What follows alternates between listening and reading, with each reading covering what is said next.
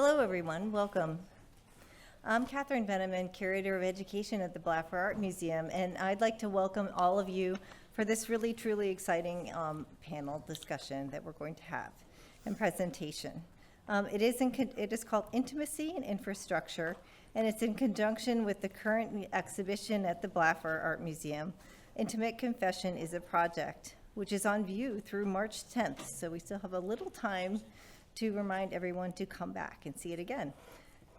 Thanks to Jennifer Teets, the exhibition's curator, for organizing this event and many others in what has been a truly exciting run of public programs that have happened throughout the exhibition's duration.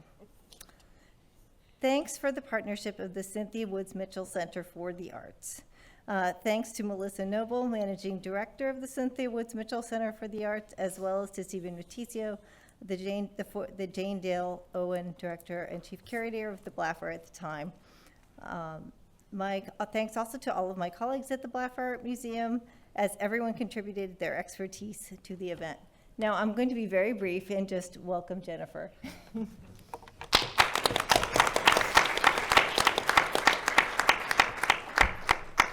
Hello, everyone. Can you hear me okay?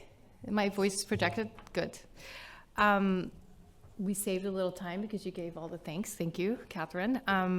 I'd just like to also thank, again, the Cynthia Mitchell Center for the Arts, the Blaffer Art Museum, also especially the Women's Gender and Sexuality Studies program, as well as the Department of English. They've been pivotal partners in this event tonight, so I really thank them for joining with us.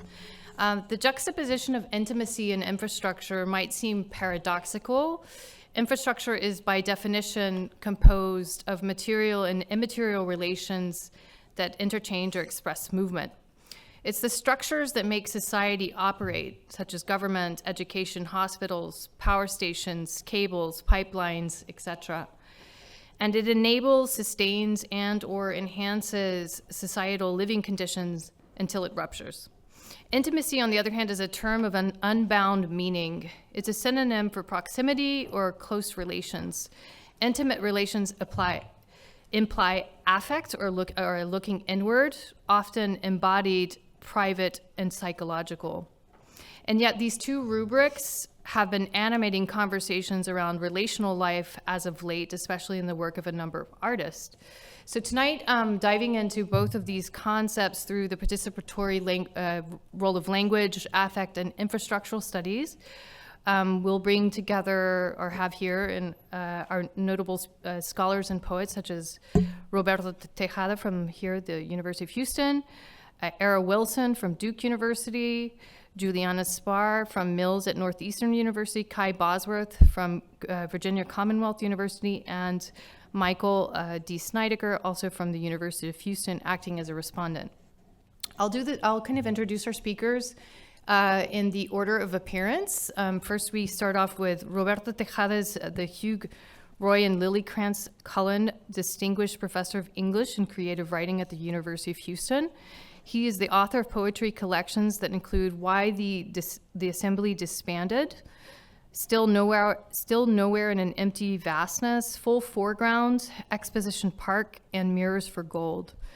The poem from his forthcoming book of poetry, Carbonate of Copper, was instrumental to the exhibition of the same name that was held at Art Pace in San Antonio that I curated, and set forth the process of thinking through the current exhibition on view at the Blaffer Art Museum. The use of the poem was one of a conductive thread, establishing a unique counter-response to the writing's exploration of vibrant matter. Objects alive in their complex interrelationships, entanglements, and tendency for open-ended change. In the poem and in the exhibition, labor and extractive processes were positioned in contrast to our everyday experience of being used, of using, of residue, squandering, of constraint, of rebuilding, and preservation. I think tonight Roberto will be sort of reiterating some of those ideas through his reading. Ara Wilson is an associate professor of gender, sexuality, and feminist studies, and an associate professor of cultural anthropology at Duke University. She's also an affiliate of the Duke Initiative for Science and Society. Ara Wilson's essay, The Infrastructure of Intimacy, was seminal to the building of the exhibition and serves as a conceptual bedrock, especially in the way that it considers the relational aspects of infrastructure and the very stuff of our lives, and how this very stuff of our lives features in the life and work of artists. Ara will spend some time with this evening speaking, I think, about these concepts, these aspects. Juliana Spahr is Associate Professor of English at Mills College at Northeastern University. Her many books of poetry include That Winter That Wolf Came, Well Then There Now, The Transformation, This Connection of Everyone with Lungs, Things of Each Possible Relation Hashing Against One Another, Fuck You, Aloha, I Love You, Response, which also won a National Poetry Series Award, and Spider Wasp, or Literary Criticism and Nuclear. The title of the exhibition is borrowed from a sonnet line by Juliana Spahr from her book, Well Then There Now. In her poetry, the author illuminates various forms of infrastructural space, of being in common and in resistance. In Spahr's words, blood is warranted as a collective, intimate, confessional space, as an infrastructure that flows, borderless and bountiful. Artists have long explored various forms of cultural and material transfer, and the works gathered here at the Blaffer look at ways of subverting, dislocating, and distorting infrastructures. Some of the artworks reflect on forms of embedded experience in racialized, gendered, and environmentally determinate constitutions of inherited forms, often perpetuated by global capitalism, and these aspects are frequently featured in Spahr's writing. Lastly, Kai Bosworth is an assistant professor of international studies in the School of World Studies at Virginia Commonwealth University. Bosworth is the author of Pipeline, Populism, Grassroots Environmentalism in the 21st Century, which examines the possibilities and limitations of pipeline opposition movements in the central United States in grounding the popular politics of climate justice. At last, Kai Bosworth's writing on effective infrastructures and research into oil and gas networks has been fundamental in the building of this exhibition, especially given the role of the city of Houston and the fossil fuel industry. Bosworth's reflections have been pivotal for thinking through inherited landscapes and their economies. And lastly, this evening, acting as respondent is Michael D. Snediker, who is a professor of English at the University of Houston, where he teaches courses in early American literature, poetry and poetics, transcendentalism, etc. His most recent monograph, Contingent Figure, Chronic Pain, and Queer Embodiment, theorizes aesthetic phenomenologies of chronic pain across the long American 19th century. He's presently at work on Landscapes as a Stasis, a project that thinks about lavishness and holophrasm in the formalism of Thoreau's journals and Lauren Berlant's late writing. Many thanks to Michael Snediker, who will lead a respondent session this evening. It seemed very natural to invite you to engage with the various angles here, given your expertise. So thank you very much, and let's begin.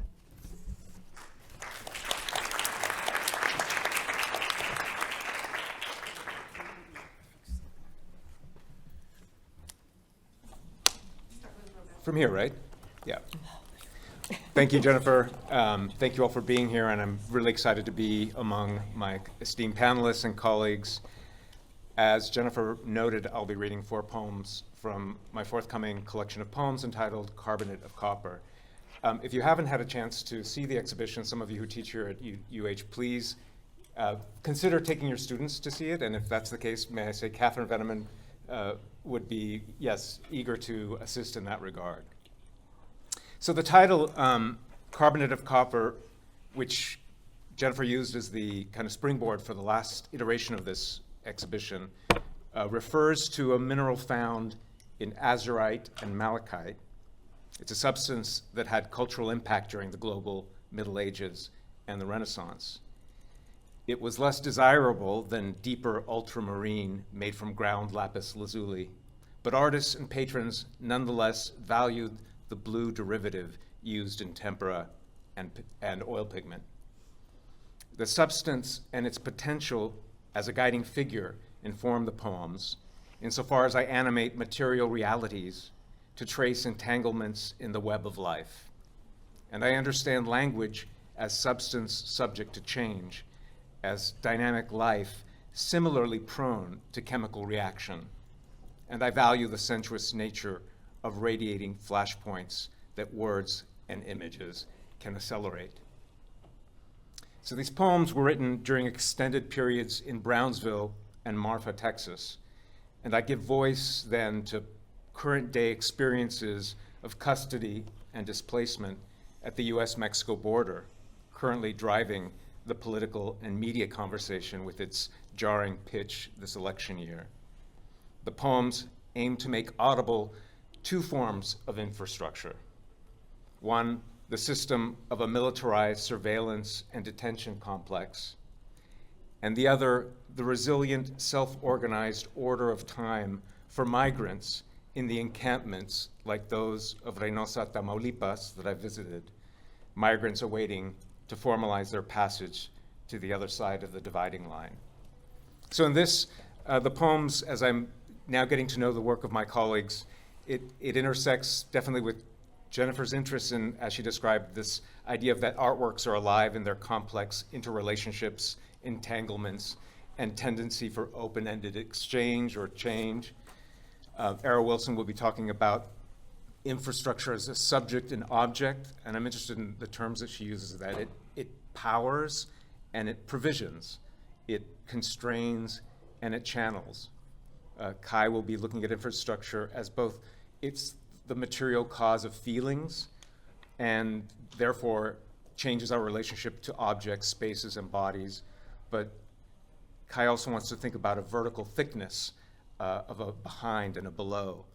And Juliana, whose work I've known for many, many years, especially in her poem that was written in the aftermath of 9/11, The Connection of Everyone with Lungs, speaks of the space of everyone, mixing inside of everyone with nitrogen and carbon dioxide and titanium and minute silicon particles from pulverized glass and concrete.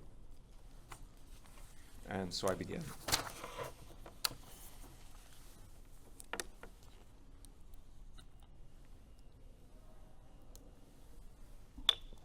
I'll just read 4 poems. Oxygen.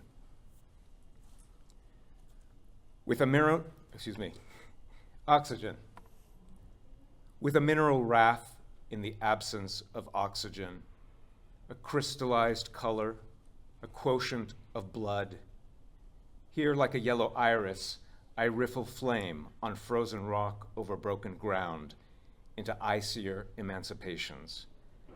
I blister name days farther afield.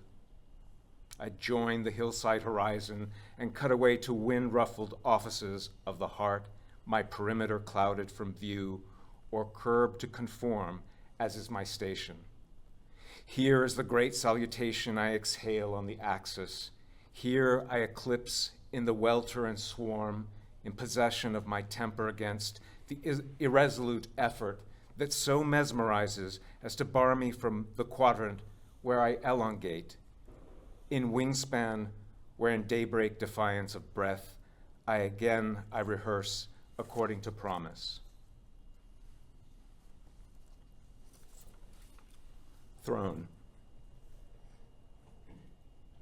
Late afternoon in Houston, a shade of ale in sun surge, in beleaguering caterwaul chords and petrochemical distortions of the atmosphere that turns a face into wax, into yellow edges and trapped little tinges of gold like the skin of a starfruit. Why bother with this business of extending the breath, lower jaw, and overhang so that my tongue collapses like a wounded animal, a grossly swollen tuft under torch fire, my tribute to the carbon god? I led in idol worship the colossal volume, 2 towers sloping each at the zenith, almost touching, and because I was given to claw and hack and chisel for my second life through a bolt of space and air, Between the bronze-colored grid and solar grass, I remain insoluble, only certain of myself, insomuch as suddenly there was thunder come to rattle the cedar trees and live oaks, come to forfeit the lavender and grasses. In person. My effigy in bronze across the front lines, excluded from the parable, suitable for action. Rather, I think now in forever present wonder, do I voice the discerning note, insane in the separation, or rather none between tangle and action, between rite of entry and ritual for the wartime world, overbright on my birthday hour, entangled? How will I ever obtain again my bearing if I tell the number akin to my displacement, and whether I was accountable? Who among us, in defense of the builder with tactics appealing to our vanity, area of my square on the hypotenuse, perplexing double pull of self-denial, of shade and scale, I am inside out for a form of life, in person, in open air, brutal little side of my apologetic fold. I thought I knew to be hospitable, but in the overcast was my reflection. I entered the immensity of my whereabouts. I kept losing things in winter memory. Foremost, please find me.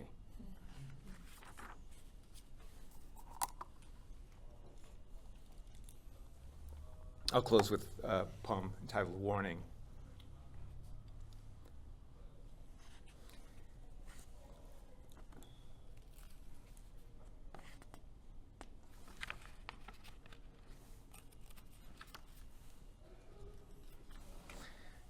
Warning.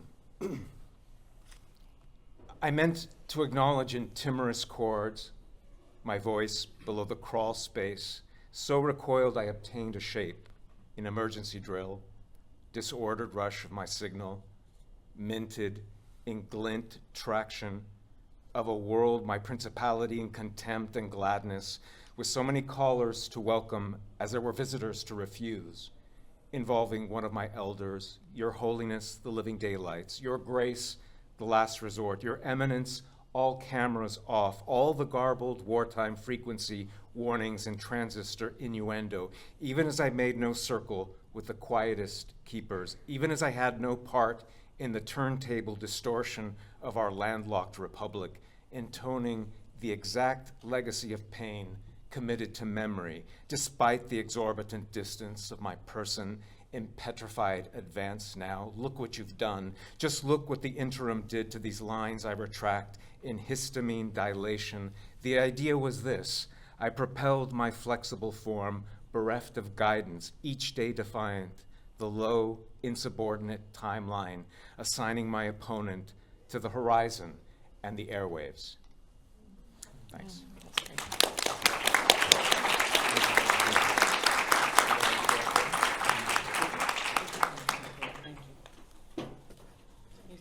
He's gonna advance one.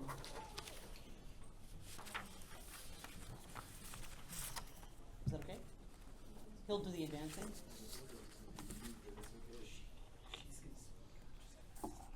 I'm gonna say next.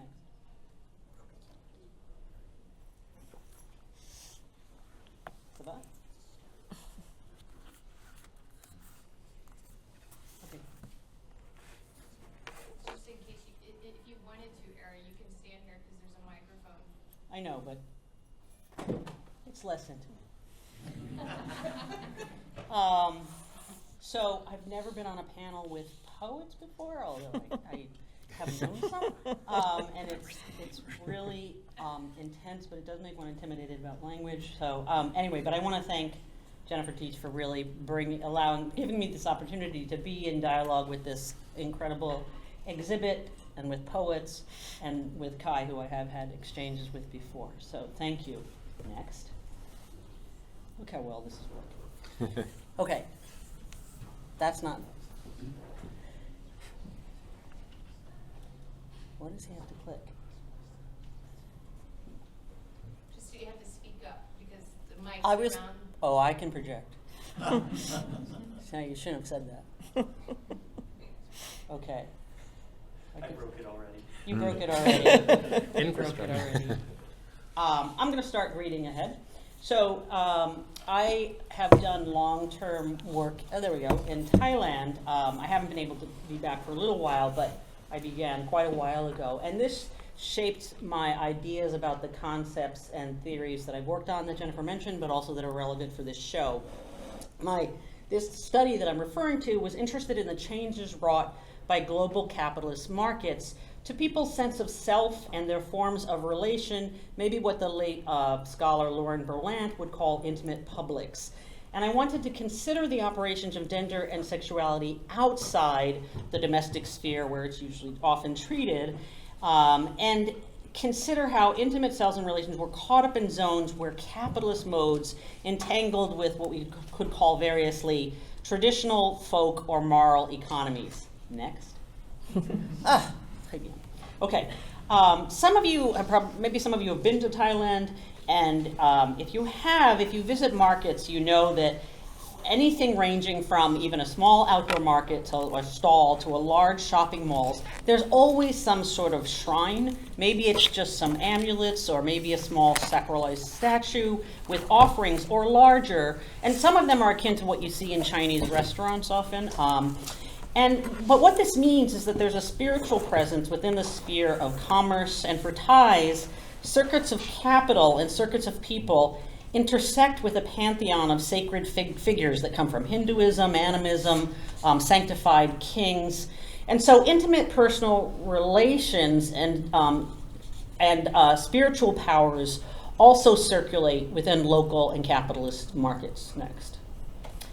So I've been unable to turn to fieldwork, and I've turned my attention to investigating and clarifying some of the concepts used in fields like gender studies, anthropology, and other sort of adjacent or allied kind of conversations, concepts that Jennifer felt resonated enough with the show to kindly invite me. The first such concept was a word that was in the title of my ethnography, intimacy. And that was one that at the time was being used by a number of critical scholars, and I think has continued to be used. And this image right now is not presenting a private sphere of prayer that's sort of referred to in that quotation. I selected this image for its name, for being what's called a reredos or a reredos, my art historians will know this, a more or less decorated structure behind an altar, and this one's from All Souls College in Oxford. I discovered reredos not because I was raised Anglican or Catholic, but because I've become interested in the complicated weight of the prefix re, which conveys the idea of behind or back, like in this structure, but also to ideas in this exhibit, like repurposing, remaking, redo. And I think the concepts that I'm interested in are particularly relevant for the ethical character that's exhibited in the artworks here. And so in thinking about why critical thought turned to the rubric of intimacy, which doesn't just mean proximate or close, but I think deeply conveys relation, I think that intimacy is one of the ways, why we turn to it, is it's one of the ways that we're grappling with thinking about relations and relationality in ways that doesn't actually have to reduce to a name for an identity, which is pervasive in my field of gender studies and elsewhere, or a list of terms to fix somebody according to a broad schematics for describing power. It emphasizes relation, and many people use intimacy to talk about relations among people, or with non-human organisms, with spiritual forms, or with things. Much of the analytical work on intimacy involves a critique of the way that states define what versions of intimacy get allocated value and resources, but it's also about the ways that people forge non-normative, sustaining, or resistant intimate relations within the built environments that are not designed for them. Next. This stamp is King Rama IX, the last king and very long reigning king. So in several projects in Thailand, I realized that I was always interested in some of the scaffolding for aspects of life in that incredibly excessive city of Bangkok. So things like some of that scaffolding being laws, but also really the other elements of infrastructure like buildings, spaces for markets, modes of navigation, provisioning of biotech even. And this turned my attention to the concept of infrastructure, which was beginning to emerge as a way to think within critical scholarship, But it had already been discussed, of course, in a large literature kind of dedicated to infrastructure, in engineering, information technology, urban planning, and other technical fields. And so to engage in this concept, I read a really impressive amount of gray papers, I have to say, in these areas, or technical literature. And I actually found I really enjoyed engaging. It was kind of refreshing to engage in this different genre of text. But what was also interesting was that the technical expert conception of infrastructure is already itself blurry or capacious and lends itself to the more unfettered interpretations of infrastructure found in critical theory, humanities uses, or in art. I'm going to note some of the salient qualities of infrastructure that I mean next. So, a lot of this critical scholarship on infrastructure goes back to the same scholar, Susan Lee Starr, a very innovative thinker. Her work was involved often field work in back offices or in IT operations, but was very creative in how it thought. And she was really interested in how it worked, how infrastructure that operated, the social character of infrastructure operations, at least for functional systems, right? And so thinking about infrastructure as connecting nodes in a system or a kind of channeling of water, electric pulses, cars, gas. So connecting and channeling are two of the common, almost definitional roles for infrastructure, presuming that it works. So she brought this hidden back office forward. Next. This is a quote from a geographer. And so along with channeling and connecting roads, I want to say the technical literature also associates infrastructure with conveyance. And I think that that's an interesting way to think about it. And also another role assigned to infrastructure is conversion, making something into a usable form, or to draw on my anthropological background, the raw into the cooked. Next. Thank you very much. This is a sidebar because I had the cool graphic, really. But infrastructure as a widespread concept really only came to it feels very old, and it was, 19th century French derivation, but it really only became more widespread in the mid-20th century modernizing drive, maybe sometimes that had hints of the utopian. It was part of a drive to developmental progress, and it meant built structures like the huge dams of infrastructural projects that eviscerated villages. But also in the 1950s, it meant human resources as the means of development. So developing people, particularly in post-colonial nations. This infrastructural drive was shared across capitalist and communist worlds, as this sort of UN auspices might suggest. Next. You get a second to read. Okay, so even dry technical definitions in this gray papers build in the symbolic immaterial realm into their conception of infrastructure. And that makes it really, I think, particularly interesting and also available for things like art or humanities work. And that's because infrastructure is made and managed according to designs, forms, and symbols. And many infrastructural systems convey symbols like surveillance videos or language or code. Information technology transmits the rhythm of pulses and converts these into the legible code of language. And that's the basis of so many of our relations today and this modification of temporality and spatiality of intimate relations. A lot of infrastructure does work as intended, particularly in the global north, and a lot of it can fail but linger on as vestigial ruins like the abandoned train depot, the haunting abandoned factory. War demolishes vital infrastructures. When states don't support public infrastructures, they fail.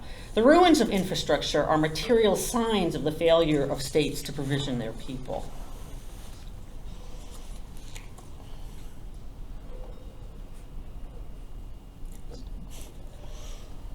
Okay, so Jennifer mentioned I was very interested in the infrastructure that supported and constrained and channeled intimacy, and then ways that intimate relations modified or repurposed, sort of various forms of social relations.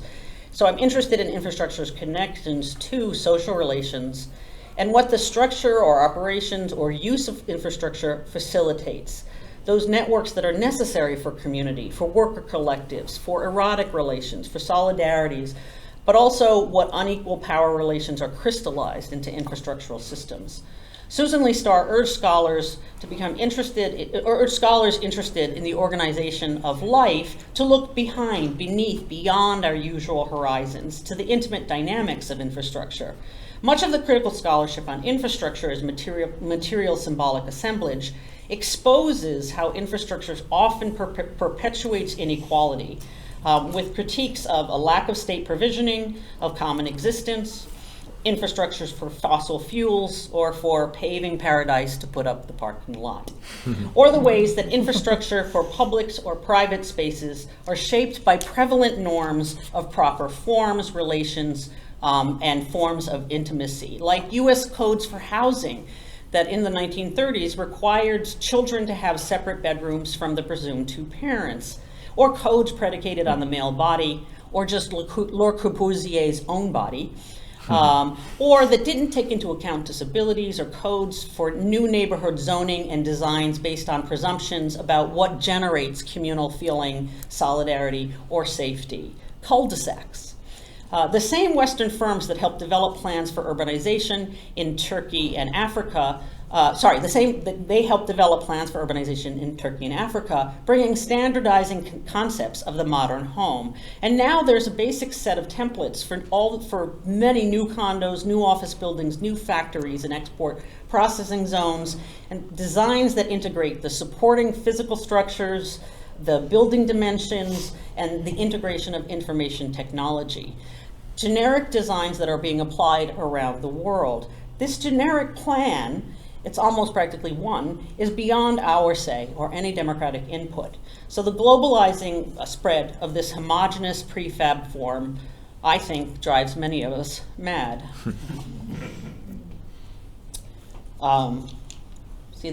Recognize the picture? Who recognizes the picture? Local people. Go down. Oh, next slide. No, sorry, that was the housing one. Sorry. Go. That. Who recognizes the picture? If you don't, you haven't been to Basket, obviously. This really took this yesterday. So people make infrastructure into other things. People make infrastructure operate aesthetically. Modernist architecture exposed the infrastructural dimensions famously, but I think that lingered on as an aesthetic that may or may not have been attached to the actual supporting kind of structures. And we recoup outmoded or defunct tech, sometimes into infrastructural kitsch, this, or a nostalgia for old train cars, or that photographer's love of old train tracks. Next. Work on infrastructure has resonance with a burgeoning scholarship now on maintenance and repair. For anthropologists, so many of the people we study, they have to repair stuff. Repair ties into larger issues of economics, law, knowledge, value, and ecology. The recognition that things aren't made like they used to be, that so much manufacturing of this era has planned obsolescence built within it, like fast fashion, and beyond that, to making things literally unrepairable by ordinary tinkerers, which relates to the knowability of our things, of knowing what goes into them, how they work, and how to get a replacement part. So that just leads to us tossing things and more toxic materials and overflowing landfills, or still usable discards that are sent on container ships to markets in Africa. So my interest in redoing, in a sense of repair, connects to salvaging or refitting the matter of neglected infrastructure for new purposes, which is part of thinking about alternative modes of resource inclusion. Another way that the global North has claimed sort of an outsized share of the world's wealth is by its ability, by its overvalorization of innovation and restricted modes of knowledge in defining what counts as economic value, and in apportionment that is naturalized, like in the sort of aura surrounding Steve Jobs as a genius. And this valorization of innovation and these restricted modes of knowledge is a function of law and other modes of power. It's worth noting that the valorization of innovation is also a masculinist scheme, attributing all of the agency of running those early 20th century computers or of making iPhones to lionized men who occupy particular nodes in the enormous systems that developed computer programming, or the people who mine rare minerals or assemble assemble nano parts and deliver iPhones around the world. Many people are thinking about human relations with things and the environment, and that does include the lionized figures of Silicon Valley, but this requires also thinking through the valorization of what we could call the supply chain. I see in this exhibit other experiments with reusing, recasting in ways that take matter or form from the past in reformulations that evoke alternative human relations with the material world. This is my last slide. In my next life, I want to do parkour. I was sort of too, I don't know, injured or old when it really came into the United States, because I would love to participate in the kind of re-seeing, the revisioning, and the alternative mobility that really transforms urban spaces in this other mobile way. Now, in this life, I do dumpster dive, I salvage, and I repurpose and recycle and all that. But to return to the re-reduce and a kind of pun, the infrastructural notion of conversion of some substances into something else. In relation to our environment, thinking about inequality, deprivation, and injustice, we need creative experiments in reuse that center on the scale of human experience and ways to experience alternative conjunctures of matter, aesthetics, and presence. So repurpose, reuse, recast, remake, we can go on with a bunch, but not revolution necessarily. And me, I tend to think, I'm cynical, I tend to think we live in post-revolutionary times, or I'm old and I've accepted that. I don't see revolutions that are going to transcend where we are, at least in that sense. I mean, or to transcend a lot of what we have. The way we are remaking this broken world seems to be more immanent than transcendent through working within. Repurposing old forms or repurposing capitalism's detritus offers new assemblages, new ways to interact with and take in and experience and rethink relations to what's here now and what we can make of it. Thank you.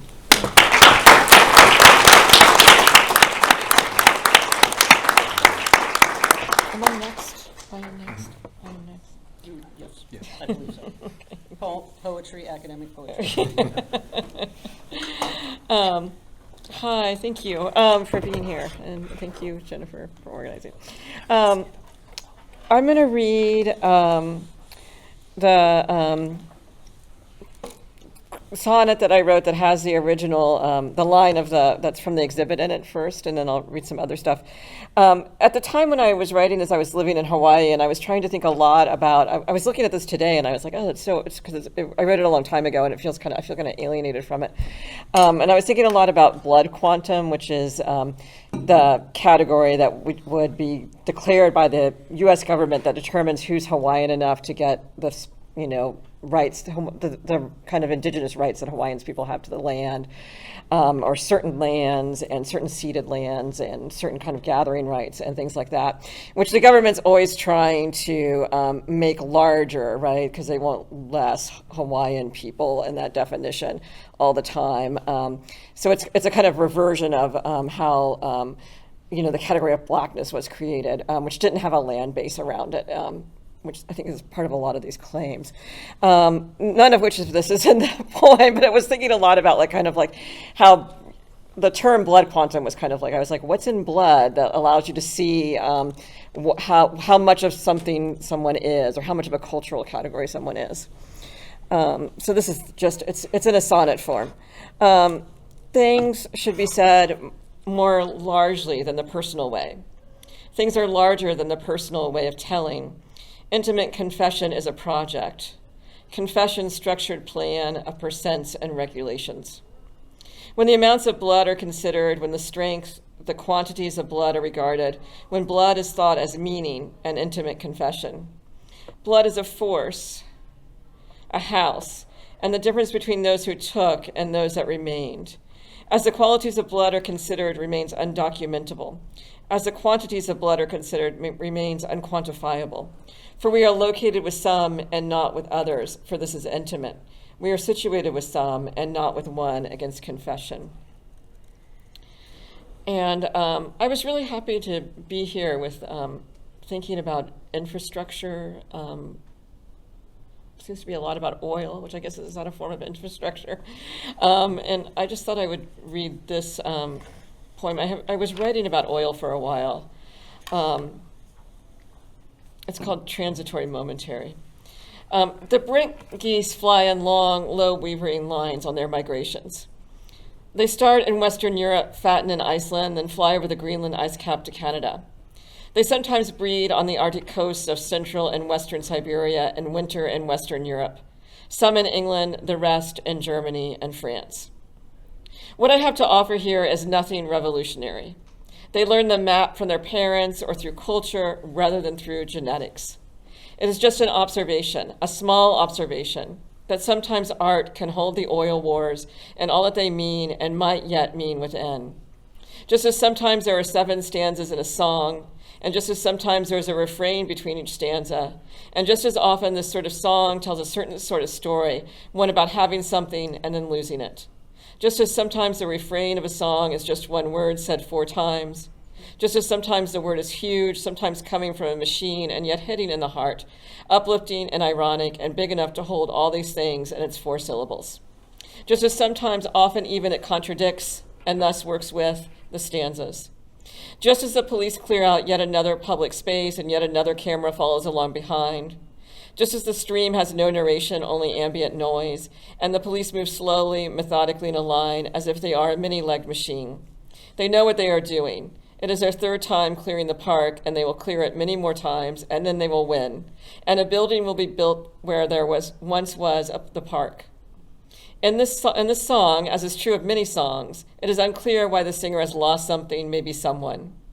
In this time, the time of oil wars, there are many reasons that singers give for being so lost. Often they are lost because of love. Sometimes they are lost because of drugs. Sometimes they have lost their country, and in their heart it feels as if they have lost something big. And then sometimes they are lost just because they are in Bakersfield. Really, though, they are lost because in this time, song holds loss, and this time is a time of loss. The police know as they move through the park yet one more time that they will win and a building will be built on the space. But right now, the building is not there. All that is there are the police and the debris, and the police deal with the debris. They push over bookshelves, open up boxes, and look inside, tear into tents awkwardly, the poles springing. They are there only to see if any humans remain. Tomorrow, the bulldozers will push the debris into big piles and load it into trucks. The police wear white helmets and short sleeves under their Kevlar vests. For many years, the brink geese ate eelgrass, but once the eelgrass was gone to the wasting disease and the estuaries filled, they moved inland to agricultural lands and began eating grasses and winter-sown cereals. The brink geese are social, adaptable. They fly around together, learning from each other, even as these groups are often unstable, changing from season to season. Songs and their most popular versions tend to be epiphonic, gorgeous with swelling chord changes full of lament too. And this song, like many, expresses the desire to be near someone who is now lost. It travels as something layered, infiltrated, unconfused with its refusals to make a simple sense. I want to give you this song sung in a bar in Oakland one night during the ongoing oil wars. The singer had clearly been lost once, but they sang as someone who eventually got in the car and drove out of Bakersfield, perhaps early in the morning, the sun just starting to rise, or perhaps later after sunup, the light washing out everything in Bakersfield, as the sun is wont to do there. Eventually they arrived to sing this song. Yet this might have taken them many years. There was nothing that implied that the lostness was recent, but the lostness, it was clear, was huge and had been experienced fully by them. It probably doesn't matter where the sun was that day in Bakersfield when they got in the car. It probably just matters that there's a sun still, and they got in the car and drove through the oil fields with their wells pumping out amber-colored oils and their refineries with tall towers that heat the oil so as to sort its various viscosities, and drove through the black cloud that is the slow, constant burn of the oil wars.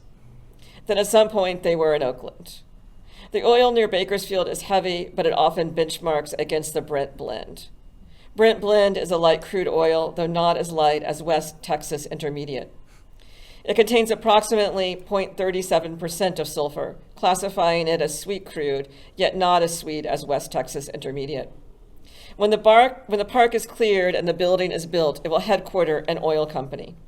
When this oil company named their oil fields off the coast of Scotland, they chose the names of waterbirds in alphabetical order. Auk, Brent, Cormorant, Dunlin, Eider, Fulmar, and so on. Brent is also an acronym for the Jurassic Brent Formation that makes up the Brent oil field, for Broome, Rannoch, Ettrick, Ness, and Tarbert. About 2/3 of oil is benchmarked against what is called the Brent crude oil spot price.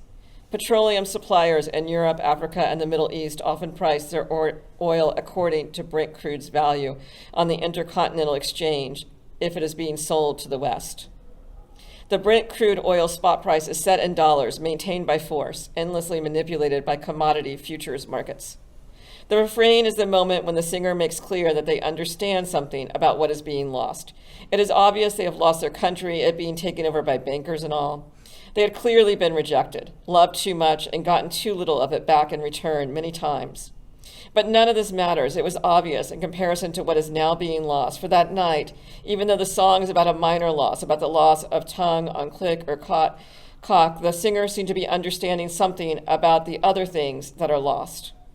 While a formation of police cleared the far side of the park of the debris of its occupation, another formation of police on the other side shoot the new gases, the ones we do not yet know by name, into another part of the park where people are now clustered. This camera has sound, and every few seconds there is a pop. It is unevenly steady. The song is just about two people who are not near each other, who have probably chosen not to be near each other anymore. The song reflects and refracts the oil in ways both relevant and trivial, and how it tells about what happens when one lets love go, when one gives up the tongue. It might be that only through the minor we can feel enormity. It might be that there is nothing to epiphany if it does not hint at the moment of sweaty relation larger than the intimate. For what is epiphanic song if it doesn't spill out and over the many that are pulled from intimacies by oil circulations?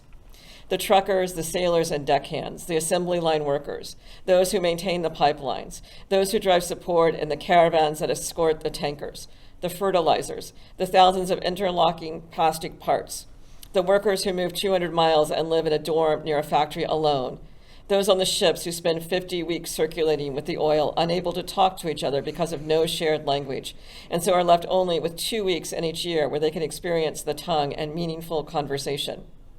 A life that is only circulations. Before the police come, before the building, in the middle of one night, a group of people form a line leading to the entrance of the park. Or several groups form several lines, all leading to the entrance. Some wear medical masks, some wear glasses too. All pass bricks one by one down the line so as to make a pile.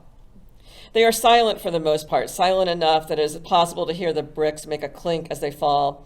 The pile gets bigger and bigger. It is waist high, then chest high. Some get out of the line and climb on the pile, holding both their hands in the air because they know now is a transitory, momentary triumph, and it should be felt. Others continue passing brick after brick from one hand to another, arms extended, torsos at moments also going back and forth with the bricks. When they run out of bricks, the pile is topped with fencing. Then they gather behind it, waiting. Back there, someone might possibly be singing to a child, singing its epiphanic song that alludes to losing the moment of tongue on clit or cock over and over because the child cannot be comforted, because the singer knows only loss. The room will be dark, the light will be on in the hall, there will be shadows, in other words, and the singer will know about these shadows at this moment and know they had agreed to be with shadows when they had the child. They had gambled, in a sense, on a question of sustaining. They had agreed to exist from now on with a shadow of love, and a shadow of the burning of the oil fields that has already happened and is yet to come and yet must come, and a million other shadows that might possibly disappear in the light at that moment. And then I was going to read one more that's much shorter. That I think I can make. I think in the time I can make it through. If not, I'll just quit. I had been asked to write this poem around. It was given this weird prompt. It was for a Karente Yamashita book that's forthcoming, and we'd been asked to write something, and then we given on some sort of location. And I had written this piece on Cheshire, Ohio, which is this town that had a coal-burning power plant in it that supplied a huge amount, it still does, it still provided a huge amount of power from the Midwest. And at a certain point, the residents of the town had threatened to sue the power plant because it was very dirty there. And there was all sorts of things that, asthma problems that kind of came out of it at that moment. And the electrical company decided to buy out the residents. So everyone just sold off at like 3 times the market value. And that was, to them, was considered both. It's one of these things that like you're kind of like trying to work through. It was a win to them. It was a loss. They lost their home. They got 3 times the value. Who profited from it? Like that piece of land that's now really in bad shape in some way. Like who had the right to profit from it? I was kind of interested in all those questions. Who had the right to sell it? Can you buy something and just put a bunch of stuff on it and have it become toxic in some way? Which I guess the answer is yes, but why? So anyway, I had written this piece and it was wrong. I couldn't get it to work, and this is a rewrite of that piece where a lot of that information's gone, but it's kind of still back there. It's called Bluebird Ghost.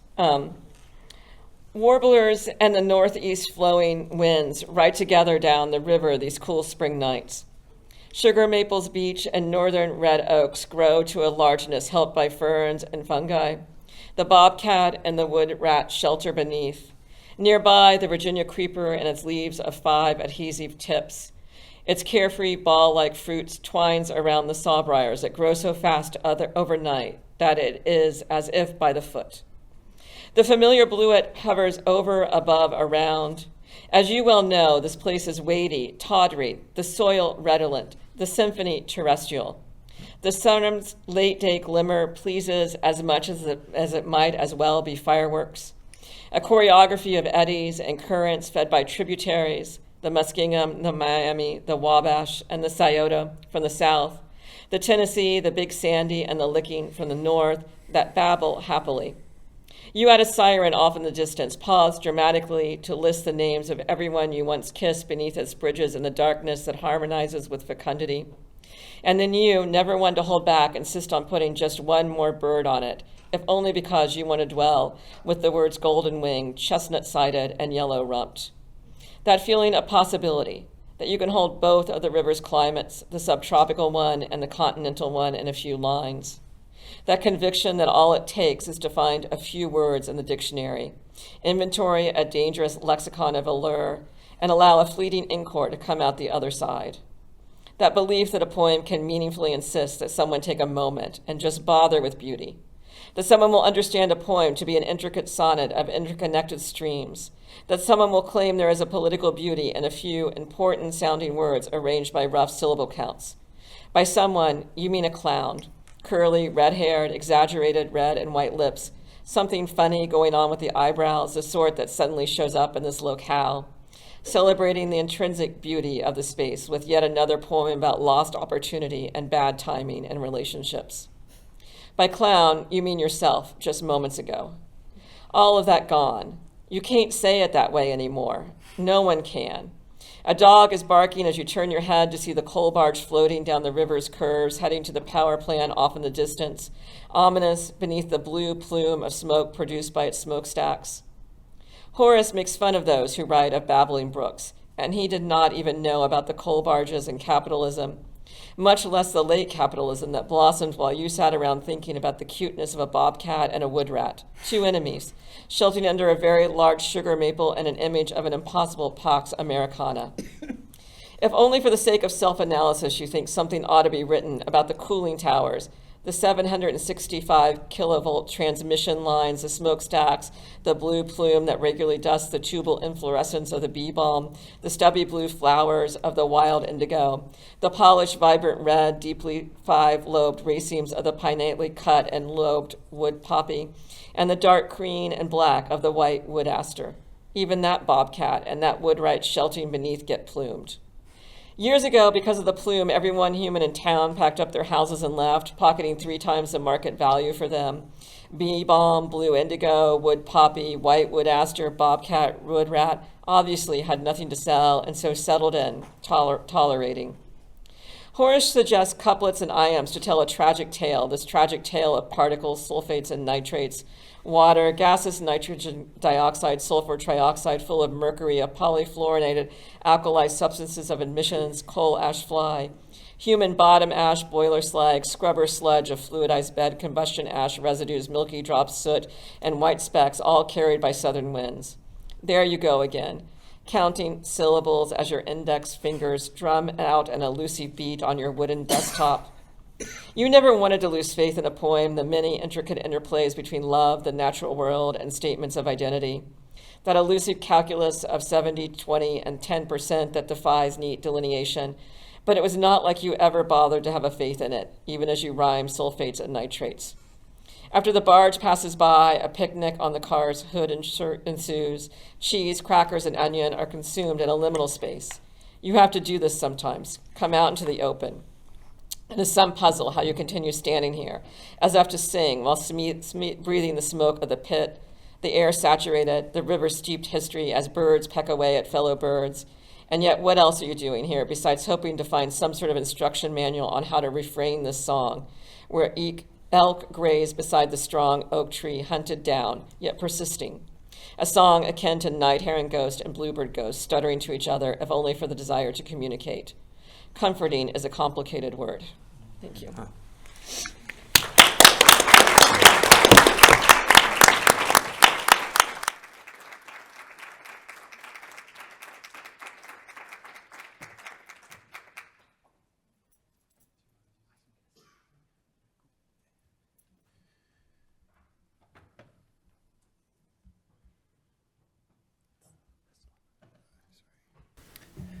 Okay, thanks everyone. I'm going to be standing over here actually, because as you'll see, I hit that next button really in rapid fashion.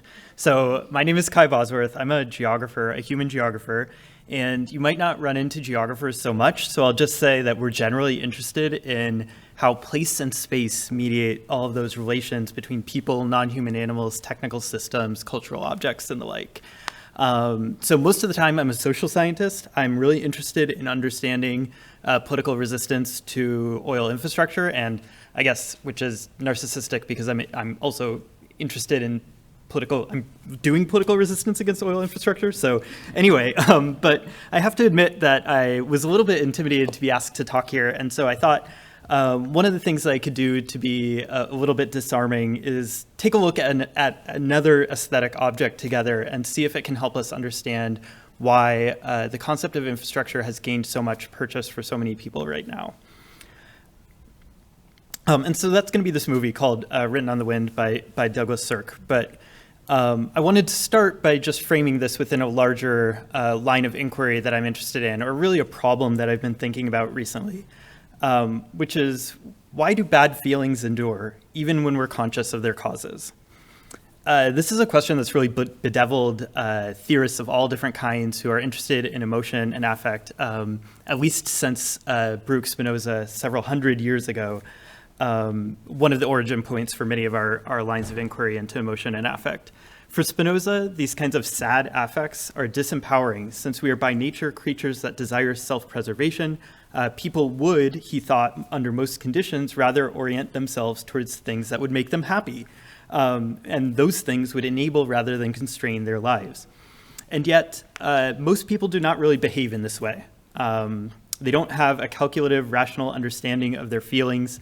And if you know more about the causes of why you feel bad, that doesn't seem to offer much reprieve. Consider the problem of climate change, which inflects the lives of youngish people like me and the students that I spend a lot of time with. Learning about, and basically climate change makes us feel this sense of dread, malaise, anxiety, alienation, and the like. Knowledge of the causes of these feelings in this gigantic system of capitalism and coloniality and history and all of this kinds of stuff doesn't make us feel any more powerful. In fact, it makes us even further feel powerless. We become wrapped in these ever further individualizing incapacitations, which can't be assuaged but only rerouted or treated in really small acts, things like buying Stanley Cups or speculative imagination, feeble protest, or self-medication. These sorts of predicaments posed by a general state of obstructed agency, cultural theorist C.N. Nye argues, are replete with negative affects which generate dilemmas that are in fact charged with political meaning. So this is kind of why I think in the contemporary moment, many theorists are turning to a concept of infrastructure. And I want to give us at least two. I want to say there's at least two things that are important about the concept of infrastructure to me. On the one hand, it does seem to draw us back from these lofty abstractions to look at what materially causes us to feel bad, right? That self-medication, that's like material stuff, our relations to objects, spaces, and bodies, which are, of course, socially and historically mediated. Attention to such material infrastructures, such as roads, bridges, pipelines, sewers, and so on, helps us see that the temporalities of endurance and attachment are embedded into these objects, as well as possible promissory forms of social change. But on the other hand, as Roberto mentioned, I also want the concept of infrastructure to still carry this sense of vertical thickness, the infra in infrastructure, a sense of something behind or beneath or embedded that requires analysis and interpretation. And that second part is the part that's important to me. Despite attempts to sometimes cleanse the concept of infrastructure of this history, it really has a kind of baseline position and method that I would or have argued still inherits a lot from 20th century psychoanalysis and Marxism. And so we should definitely fight against the urge to do this kind of simplistic analysis where we find a hidden Oedipal or capitalist meaning lying behind any sort of aesthetic object. But at the same time, infrastructure also pushes against the current sort of aesthetic sense of the world as completely surface or immediate, the TikTokification of everything, right? Which has no need for interpretation because it's so didactic, it's telling us everything on the surface. So that's why fiction, art, and culture, why giving you a movie that's 70 years old can actually be kind of helpful by giving us distance and scale, denaturalizing and accentuating through excess what might otherwise appear like an overwhelmingly complex set of problems in the world. So I thought that it would be fun to examine these questions through an object, a movie, Written on the Wind by Douglas Sirk. So Sirk was a German stage director and later filmmaker. As he emigrated to the United States, made these movies that are super melodramatic, completely artificial, full of emotion and plot twists and the like. And these made them very, very popular, but also easily dismissible by some critics as women's movies or something like that. And so in this sort of classic story of Sirk's films, they were rehabilitated in the 1970s as a new generation of people actually found them to be, their sort of excesses to be socially significant critiques of American life. The films have been really reevaluated for years and years and years. I'm not doing anything particularly new here in this regard for the way that they stage conflict in American racial, class, and sexual norms. And they lend themselves to a whole variety of critical approaches with prominent analysis and homage by Jean-Luc Godard, Laura Mulvey, Rainer Werner Fassbender, Todd Haynes. If you've seen May, December, that's like a classic Sirky sort of film. Lauren Berlant, among many others. But what makes this movie important for us today is, of course, the fact that it inflects all of these relationships with oil infrastructure. Oh, I've lost my pointer. Hold on. Yeah, there we go. With a variety of oil infrastructures. And so that's what I'm going to get us to look at today. So in a manner that reflects the plot itself, I'm going to do like a 2-minute rundown synopsis. Yeah, you'll see what I'm talking about.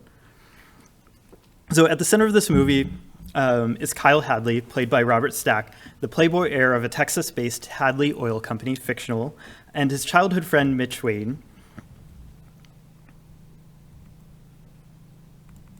That one, yeah, there we go. And his childhood friend,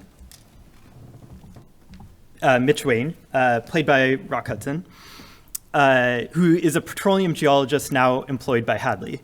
The two become wrapped in a love triangle when the Hadley Company hires Lucy Moore, played by Lauren Bacall, a New York-based executive secretary with background in advertising. Despite Mitch's initial interest, which you can see here, it's ultimately Kyle who woos her through a spontaneous flight to Florida and a promise to give up his alcohol-fueled escapades. They quickly marry to the chagrin of Mitch, but to the devious glee of the fourth member of the troupe, Kyle's sister, Mary Lee Hadley, played quite deviously by Dorothy Malone. She has a devotion to Mitch that's unrequited, and this leads her, for some reason, to a life of hedonism and sexual promiscuity. And the pressures on these relationships sort of continue to mount as Lucy and Kyle fail to conceive a child. The doctor tells Kyle that it's his sexual weakness that's the problem, and so he turns back to the bottle, and this sort of pushes Kyle and Mitch together, Mitch and Lucy towards each other. This allegiance, though, however, further sends Mary Lee into a really jealous fit and ultimately a very strange jazz and alcohol-fueled craze, which somehow sends her father, the caring and homely Jasper Hadley, who's the oil tycoon played by Robert Keith, to an untimely death falling down the stairs. Mary Lee conspires to present Mitch and Lucy to Kyle as having been in cahoots behind Kyle's back. Sorry, I know this is getting complicated. It's okay. When Lucy finally does conceive a child then, Kyle can only assume that it's actually not his child and violently lashes out, causing a miscarriage. This results in a drunken confrontation in which he is killed as they struggle over this gun. But even that isn't the end of the movie, because Mary Lee, being the only witness to the murder, tries to frame Mitch as having killed Kyle unless he will marry her. And he refuses to do that. Why would you do that? And so she has to take it to trial and continue to say that he was the murderer. Ultimately, on the stand, she crumbles. This leads to a sort of happy ending in one part, but also all of the tragedy sort of coalesces onto Mary Lee's figure, as we're going to look at in some detail in a moment. So overall, the plot is, about the corrupting force of wealth, the aspirations of a rising middle class, and its sort of conflicts with the class slightly above it, frustrated desires of longing and impotence. All of these themes are present in many of Cirque's films.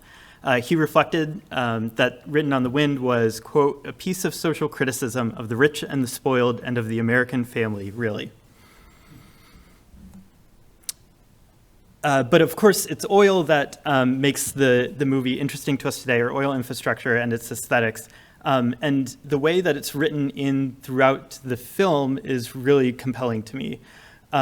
Cirque heavily relies on oil derricks as background feature and literal framing devices appearing on placards, paintings, framed photographs, and windows to the outdoors in the film's interiors. The use of oil landscapes here is not entirely unique for its time. Derricks feature in prominent movies throughout the 40s and 50s, set in Texas, Louisiana, Oklahoma, and California, either as a central part of the focus on the industry or simply a kind of like a moody background sort of setting. And there's a lot of interesting research that's coming out now on close financial relationships between Hollywood and the oil industry during this period of time, too. But of course, it's the nearby location of Southern California, which is where this movie was actually filmed, that makes these infrastructures available for Hollywood.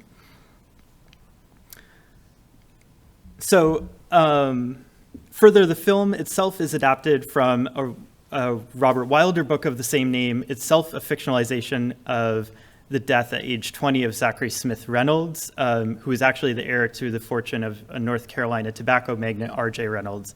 And so the question that sort of animates my investigation today is, to what extent does oil matter for the film? Is it actually just symbolic of the formal corrupting force of capital and wealth, or is oil infrastructure doing something more and beyond that? And I think it's both and. I'm going to try and have my cake and eat it too, in a certain degree. So let's take a look at two scenes in the last few minutes I have here in a little bit more detail.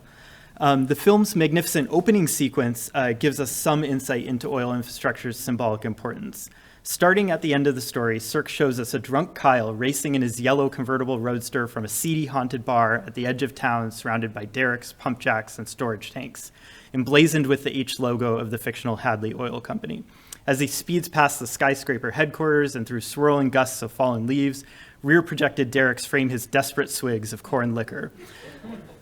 As the ominous music would eventually open onto the credits and the unique theme song, we would eventually see Kyle getting shot and falling out of the mansion. But it's these opening few scenes that give us oil infrastructure as a symbolic framing device for the movie itself. Here it seems to beget the tragedy that's going to unfold. It is both the harrowing inorganic forest from which Kyle seems to be driven to run away or drive away, as it is, and also that which powers him. It powers him physically in the speed of the car, psychologically in the sort of affect of this reckless experience, and it's also clear that it powers him financially. So to go back to my question, to what degree does this reliance on oil in the film and oil infrastructure go beyond that which tobacco could mean, or what some other industry like Silicon Valley tech bros might, mean for us today? At first pass, as I sort of mentioned before, Cirque says this is just a film of social critique, right? So it's directed towards the excesses of the rich, their psychic pathologies, of the way that wealth sort of corrupts, all of these kinds of things. Hardly any sort of conspiratorial puller of levers and international associations. Jasper Hadley's oil tycoon is really one of the most caring characters in the movie. And so at some level then, the social symbolics of oil are incidental to the film's structure. It is wealth, it is desire, it is the heterosexual family that are the core infrastructure of the film, and these can be transposed across space and time, taking it from North Carolina to Texas, from tobacco to oil with little consequence. I could very easily have told this story instead about the infrastructure of the tobacco industry in Richmond, where I live. And you can see here the R.J. Reynolds tobacco name that is emblazoned upon so many of our high-end redeveloped condos in the downtown area. This is also a really funny lock project here that has a long story behind it that I don't have enough time to tell. But anyway, so there's a lot of infrastructure that we could tell, from the perspective of tobacco and, come to similar sort of critical conclusions about the world. And so then at this level then, part of what I'm saying is this synchronic sense of structure that psychoanalysis or together Marxism help us look at. They help us see why these patterns continue to exist in the world. Yet the symbolics of oil are also more than incidental to the film. They are, like the specificities of oil also give it something else. The Cove is this like working class bar on the edge of town where the rich go to sort of cosplay as sort of immoral, kind of like let their hair out, that sort of thing. In one of my favorite sorts of other versions of this, a conversation between Jasper and Mitch begins with Mitch saying that he can't seem to find where the oil is, and Jasper sort of replying that, well, how are your romantic prospects? And this dual sense of prospects, right? Oil prospects and romantic prospects lead Mitch to ruefully note, I have enough trouble finding oil. So our characters are caught up in this, sort of intimate whirlwind that actually the potent concentrated energy of oil and its infrastructure is more historically or diachronically symbolic of. And here we can take a look at the most famous shot of the movie, its penultimate one, at the very end of everything, when Mary Lee sits at her father's desk, now the sole heir apparent to his fortune. She had been led here by the loss of her brother's life, her failure to blackmail Mitch, her ultimate confession that Kyle was not murdered by Mitch. This series of events tragically has led to a new partnership between Mitch and Lucy, and they're going to drive off into the sunset. While meanwhile, with some amount of anguish, Mary Lee delicately fondles a scale replica of an oil derrick, running her hand up and down its shaft, all while overseen by a portrait of her father and his more confident possession of this paperweight.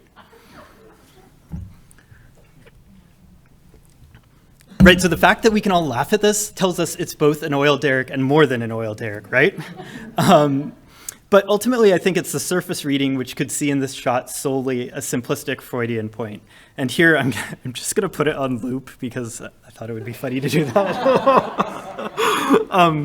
Jasper's overlooking gaze, the lack of closure, and the missing object of affection renders this derrick potent for both familial and lustful desires. As the inherited wealth of industry is the only relationship left for Mary Lee. As Fassbinder put it, the oil empire here is a surrogate for for Mitch's character, for Rock Hudson. Just as the opening scene shaped how we should view the rest of the film, though, this one casts different meanings back on the derricks that have appeared throughout. And here it's like, is the derrick itself incidental? In fact, we could easily imagine a version of this scene where she's fondling a cigar, or in earlier drafts of the script, they actually had her with a letter opener, and I don't know, these things wouldn't hit as hard, right? Though Cirque was coy about this and other Freudian references that appear in his films, he also, I think, wanted us to think about things a little bit more. So he says that Mary Lee he describes as sitting alone, sitting there hugging that goddamn oil well, having nothing. The oil well, which is, I think, a rather frightening symbol of American society. Here, oil infrastructure is preloaded by and for us with meaning. And it is that preloaded nature of meaning which gives us the film enduring significance and in its narrative and aesthetics, and a wider significance that has nonetheless changed a lot over the last 70 years. Such infrastructures are, in Brian Larkin's words, encodings of the dreams of individuals and societies, and are the vehicles whereby those fantasies are transmitted and made emotionally real. Okay, so just to finish up here then, to return to how I opened this talk, how then can we see at least these two senses of infrastructure at work here? On the one hand, infrastructure is the broad and interwoven set of material conditions which underlie social life and provide the enabling and constraining factors that lead to the patternings of social inequalities, which seem so difficult and so overwhelming, if not impossible to change. Yet on the other hand, they are not stable on their own. Not only do they require maintenance and care, which are themselves shaped by financial and social conditions, they break down and backfire. They can be beset by blockages, hackers, protests. They're coded with all sorts of desires and identifications. And that means, among other things, we can interpret them otherwise. Infrastructure is socially produced matter.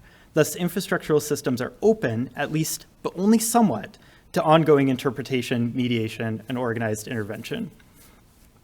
Consequently, for me, the affective infrastructure of an artwork or of the system itself is neither only its portrayal of extensive systems like derricks, nor solely their intensive effects on the viewers of the films, those emotions.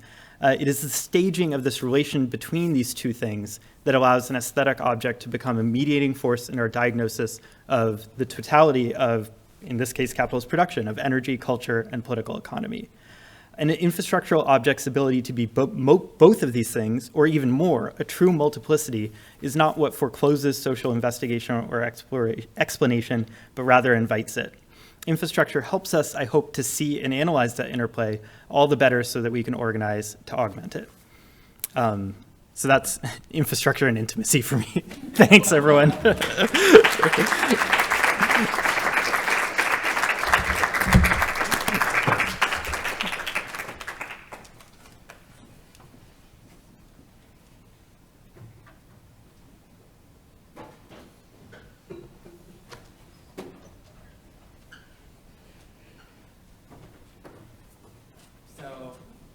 Hi, thank you all for still being here. And all adoring, admiring thanks to Roberto, Juliana, Kai, and Ara. I'm just going to read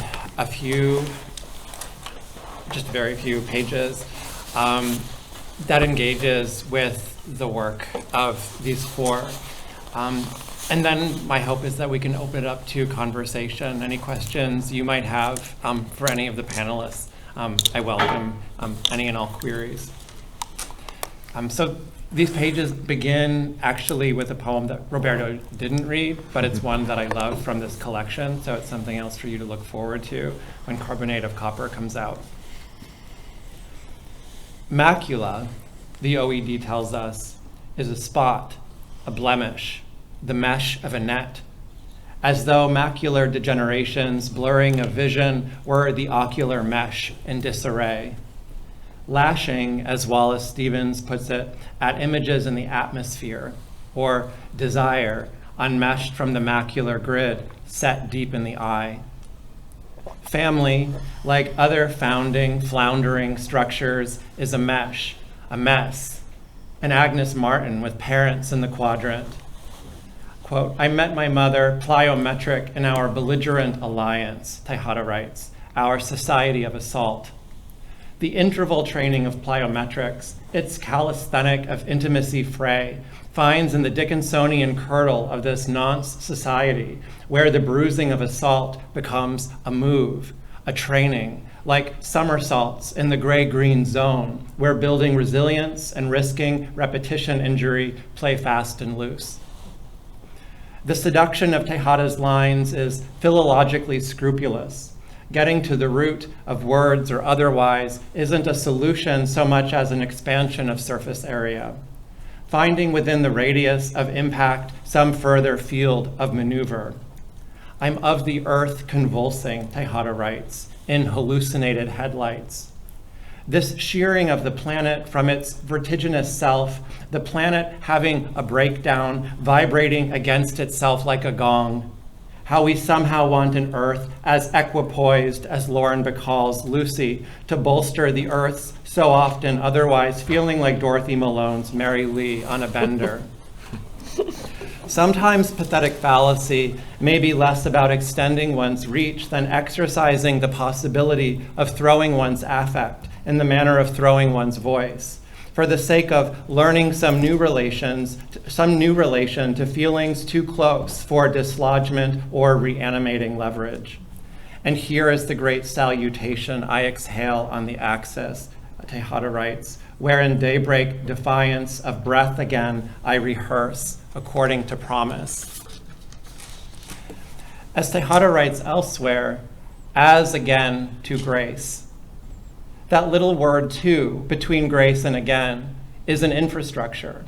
More precisely, the overdetermined work of to relies on the analogic function of as, and together this infrastructural coupling, as tunnel or culvert, illuminates what Ara Wilson articulates as infrastructure's aesthetically generative capacity. Capitalist and communist states alike, Wilson observes, put their faith in industry to convert material into the stuff of progress.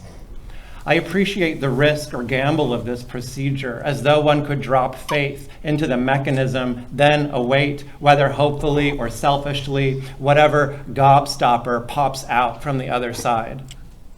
This isn't a clean process by any means, in part because no matter how sprawling an infrastructure becomes, whether we understand this sprawl as compensatory or deranged or a kind of metastatic glitch, it can bite more than it chews and belch more than it bites. Infrastructure, for better and for worse, depending on the scene at hand, is a theater of metabolism. Which resources can be converted and which get remaindered as dross or residuum? What in this sense is intimacy and what is intimacy's slag? Or as Ralph Waldo Emerson would say, its scoriae. That the waste of our effective industry can prove salvageable, that these materials can be taken up or out or down in the improvised name of hitherto inconceivable enterprises, is one of many ways Wilson's work suggests the haunting of infrastructural afterlives, which is to say that Wilson's attunement to the empirical extends to what Susan Lee Starr articulates as the forgotten, the background, the frozen in place. As the horrendous recent Alabama ruling makes clear, what is frozen is neither an infant nor necessarily a foregone conclusion. Within the chill of impasse, the possibility of possibility may yet prove both more than and all that one can stand. And as Wilson, Tejada, Spahr, and Bosworth indicate, infrastructure lends itself to aesthetic practice insofar as its energies not only catalyze material, but produce it, byproducts on the verge of becoming some new medium of expression for form. Both speaking back to the mechanisms that generate it and to us, not that we aren't likewise material in search of another's praxis, waiting to be differently imagined. Speaking to each other and to what has left us here like this. Infrastructure's aesthetic logic may be heard in Wilson's reminding us of Lauren Berlant's understanding of infrastructure as that which binds us to the world in movement and keeps the world bound practically to itself. Such an account suggestively dovetails with Jonathan Kramnick's recent theorization of close reading as a practice of attachment to some anterior text. What, in any given scenario, is the angle of our attachment, and what is the texture of this tenacity? As Emerson writes, thus is art, a nature passed through the alembic of man. We are infrastructures. And to paraphrase Barbara Streisand, infrastructures who need infrastructures are the luckiest people in the world.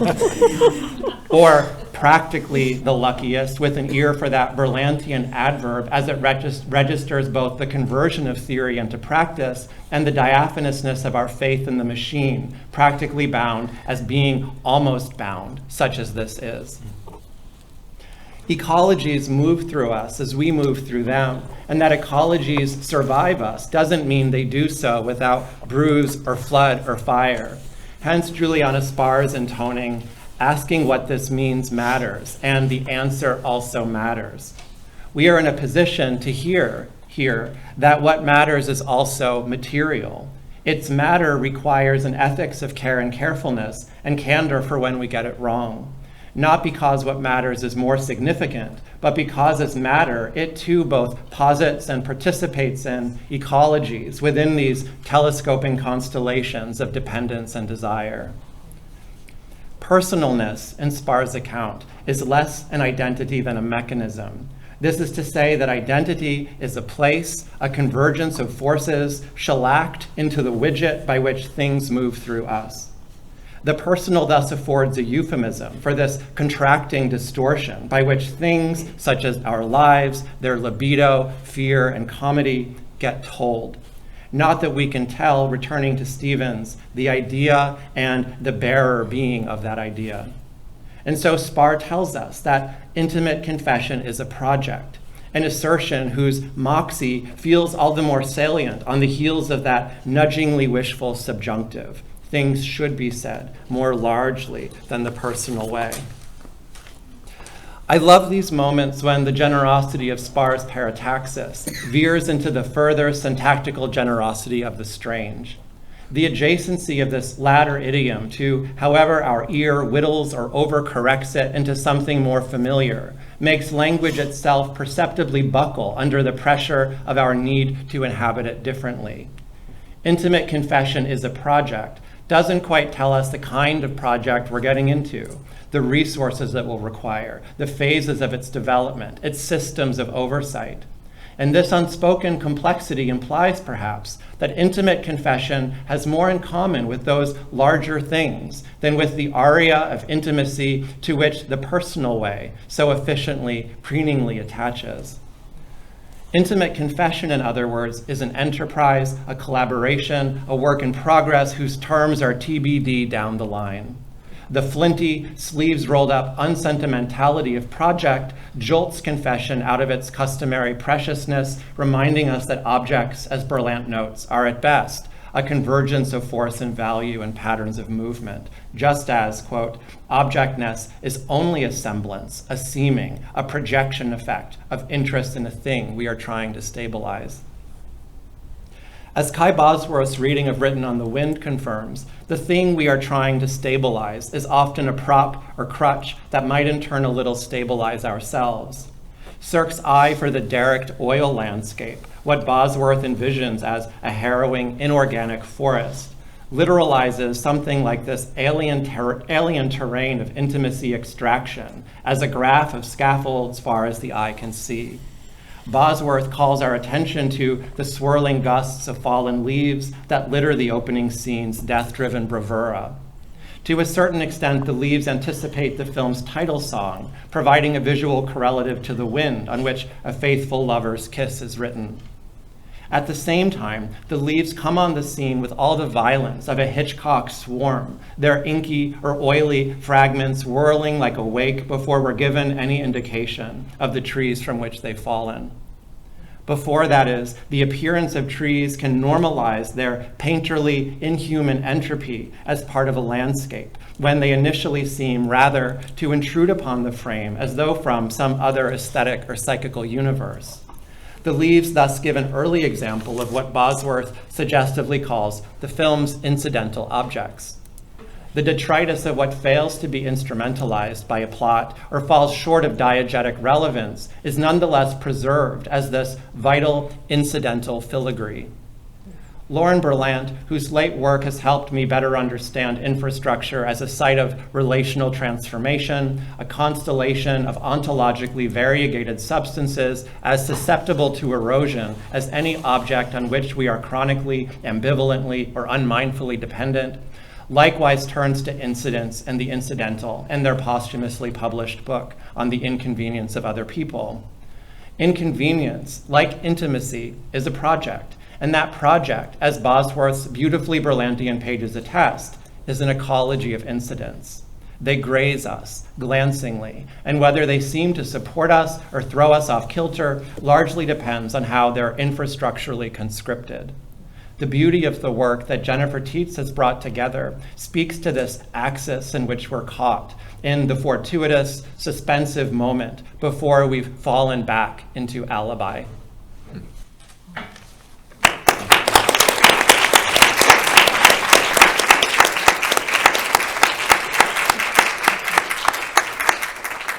So the four of our presenters have given us such rich terms for thinking through these questions that Jennifer's exhibit raises.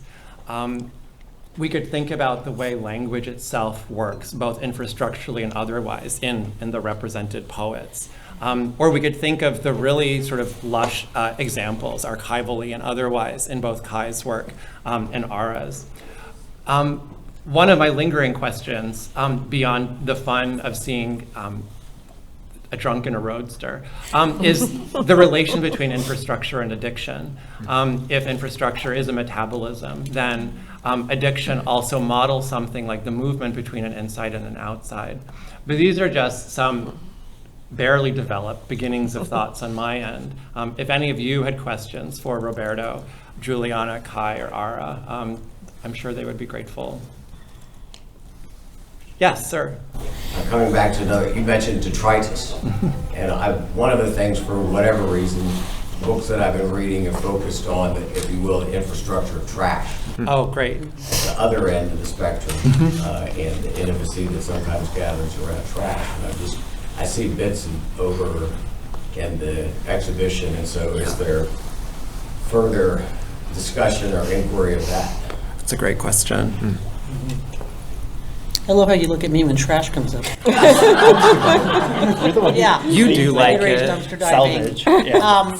I think that actually is trash waste is an intersection between some of what they're talking about, the work on repair, which if we think about, I mean, I'm an anthropologist, if we think about the global south, sort of picking over, massive land dumps and repurposing what is sort of otherwise maybe trash, soda cans into things and stuff like that. But so, yeah, between the sort of some of the repair work and thinking about, can we salvage more of this and put it into some sort of meaning and use and revalue it, right, in that sort of sense. And then and infrastructure. So I think that waste and trash and detritus, is another term, is a useful way to think about, like, the abandoned infrastructures, the infrastructures left to be ruined, or toxins or the kind of resources that aren't salvaged within incredibly expensive equipment after several years, right? So yeah, I think that that's important, and I think that there's art that has dumpster dived. Whatever the past tense is, I should know. But art that has worked with, salvaged from ruin, like the detritus of infrastructure or other sorts of things, I think goes back quite a ways into assemblage art and other things like that. So that's the aesthetic or artistic sort of version of that, or people repurposing things they find in trash to sit on in their apartment. So I do think that's important. Ron, are you thinking of Silvia Zeleni's novel Trash? Yes, that's one, for example, exactly. I mean, which takes place in a trash heap in Tijuana, right? And so it's really discussing the intimacies, because it's a complex relationship between a mother and a lost daughter and some of their relatives, that intimacy and also the intimacy between the United States and Mexico, in which all that trash is being repurposed, right, in ways that it would not have in the United States. So speaking also about those global connections. Yeah. I mean, I think a lot of the work in the exhibition, without naming waste necessarily, are, as Ara was saying, thinking about, I love this idea of the raredos, or the redo, right? Because it's a way of putting it back into a system that now changes the system in which it's, in this case, the art system, right? Thank you. There's a pen next to, oh, sorry. There's, oh, yes. Thank you all for these talks. It's really just incredibly beautiful to listen to. I just had a question. As someone who's interested in form and structure, sort of like poetically and in language, like this term of infrastructure, there is supply chain sort of differentiates between infrastructure and structure. Infrastructure being like the physical manifestation and structure being the relational. And I'm interested in like what you all think metaphorically and literally about how we can apply infrastructure to structural or formalist like thinkings when we're like making a poem or like writing an essay or something in these sort of end times that we're in. And like sometimes I feel like there's this futility to like making art when the world is sort of, you know, in these straits, and then I encounter works that are sort of insisting that there is a real force that language has in the world. And I'm just curious maybe like what your sense of that force is, and like whether the forms that those works take matter at all or not, and like matter in the sense of materiality and also just psychically. Yeah. It's a wonderful question. It's lovely to hear you think out loud. Does anyone have any beginning of an answer? Well, maybe Juliana, I mean, the way you set up that last poem, I think really just describes the way in which you had to remove, in its revision, as you said, some of the framing of it that could be thought of as the social infrastructure that gave way to the poem.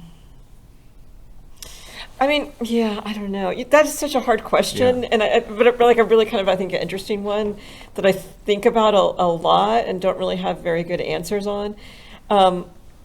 My inclination is that we have too much optimism. We often answer it too optimistically because the impacts are very limited, which doesn't mean that like aesthetic objects are irrelevant, but they may not have they may not have as much power as like we like to attribute to them. Like, you know, people that study and write about them like to attribute to them.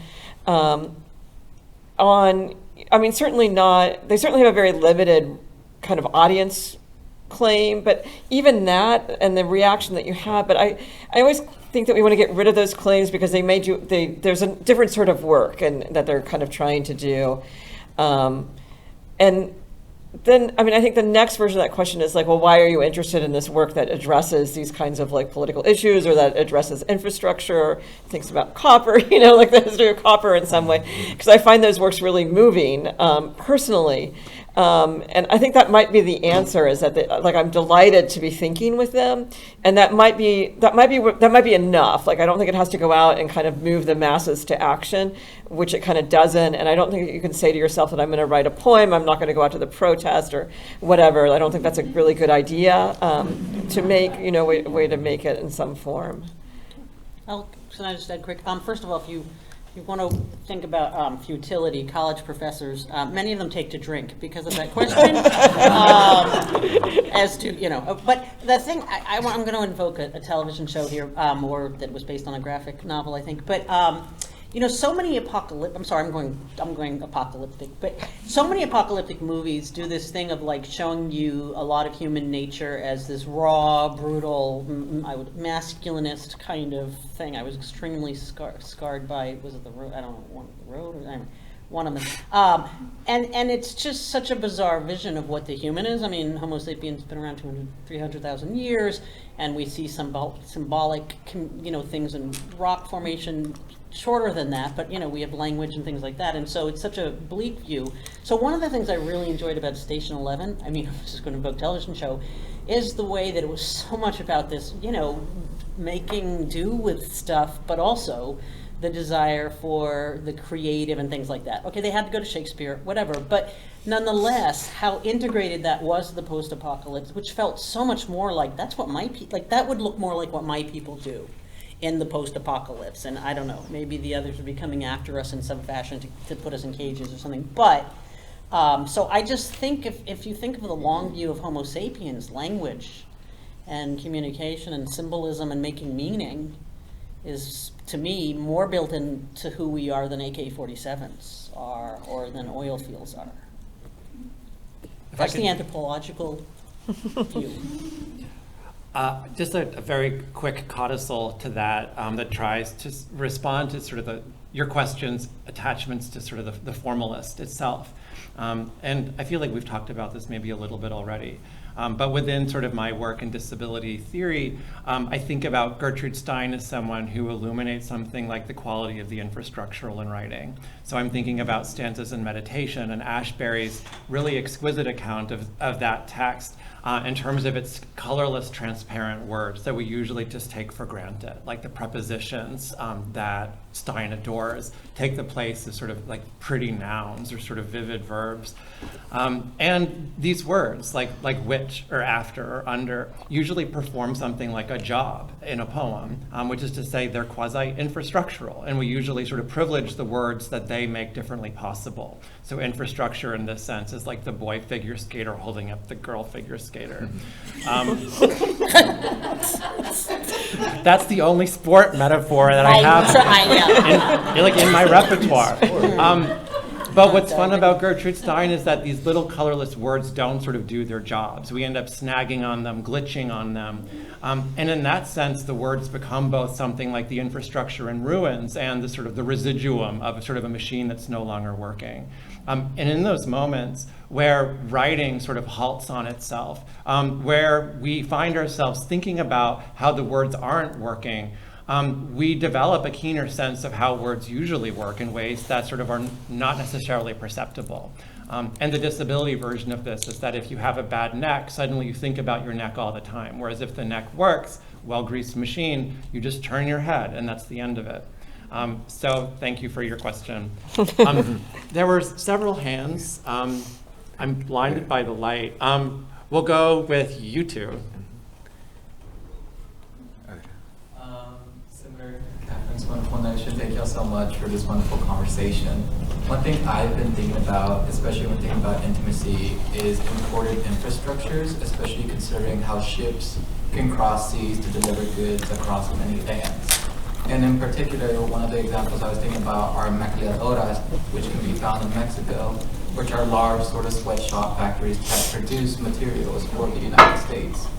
I'm wondering how we see this idea of intimacy interacting with that, especially when understanding the import and understanding that these sort of systems that are being imported to these countries are affecting their context, affecting their people, but then ultimately end up as haunted places, as places that no longer serve a purpose, but still serve as a reminder for the locals there, and then also irreparably affect the nature right there.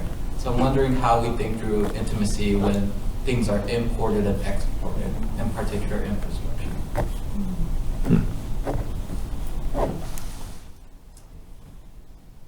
No, it's a great question. I mean, I'll enter it through a different route, which is there's an anthropologist, Wendy Vogt, who is interested in the intimacies of migrants, because and that might be true of maquiladora workers as well, which is to say that yes, on the one hand, they're imbricated in this totalizing system of perhaps violence in this passage, in the case of the migrants, from places as far as Brazil, through the Darien Gap, through Central America, through Mexico into the United States. but that one has to think that there are relationships of intimacy. She even describes the intimacy between the trafficker and the migrant, and that we have to account for that possibility that there are relationships that are established which escape the totalizing nature of system. So, I mean, I would recommend, in terms of the maquiladora, a film entitled Maquilopolis. Yes, okay, so you know it, right? In which Sergio de la Torre uses the music of Paulina Oliveros, and then has the maquiladora workers create a fiction for themselves, right?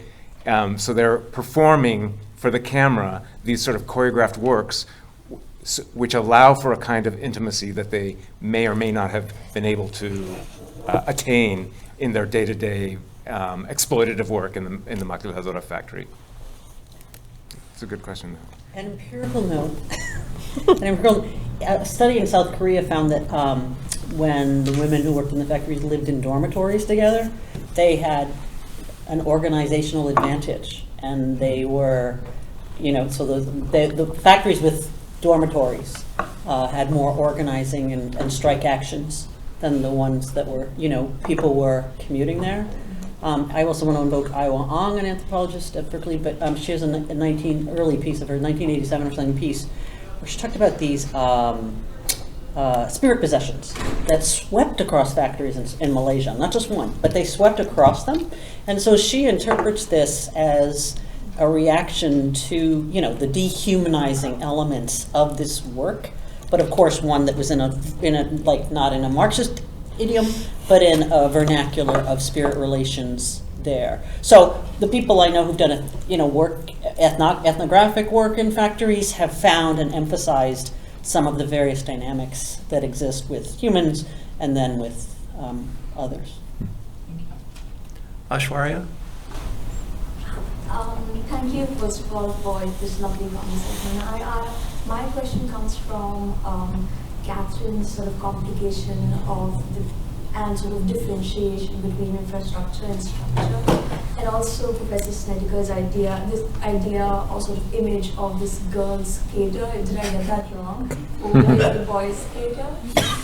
And so I was thinking if we could think of, I was wondering if we could think of intimacy itself as some sort of, as an infrastructure or having infrastructural qualities.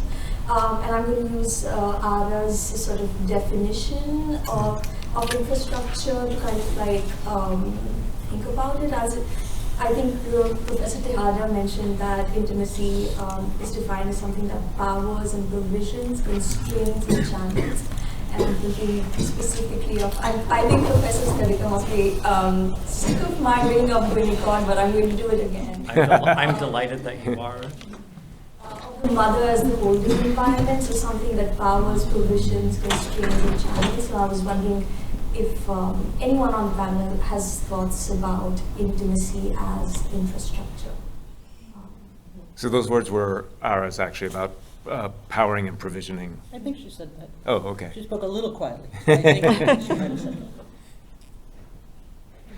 Well, maybe just briefly that, I mean, I think that my understanding of intimacy does come from the art world, and I would say that with the rise of art as social practice, and I'm driving in today, I was thinking of Paul Ramirez Jonas's, one of his really important works, which was about distributing keys, in which he would get his artist friends and others to basically exchange their house keys as a kind of test of both the infrastructure of trust and how our keys are actually the entryway into our personal homes and our intimacies, and the degree to which it was a test of the ways in which social infrastructure and the intimate are sort of intertwined. So that, to me, is like an example that I would use to think about how intimacy is itself an infrastructure, because it depends on these flows or these channels or these connections, the circuitry, right, for it to happen. You invoked Freud. What? Well, you invoked the idea of a kind of, I think, depth surface in Right. Freud and Marx that still lingers? Yeah. Well, I mean, I think, yeah, I mean, I guess part of it is that, like, these concepts are doing multiple things at once. And so, like, intimacy also has a depth to it, right? Where a feeling of both closeness and farness, or a closeness and a difference at the same time. And I think that infrastructure can be intimate, but, like, it also can be forgotten. It can be those sorts of,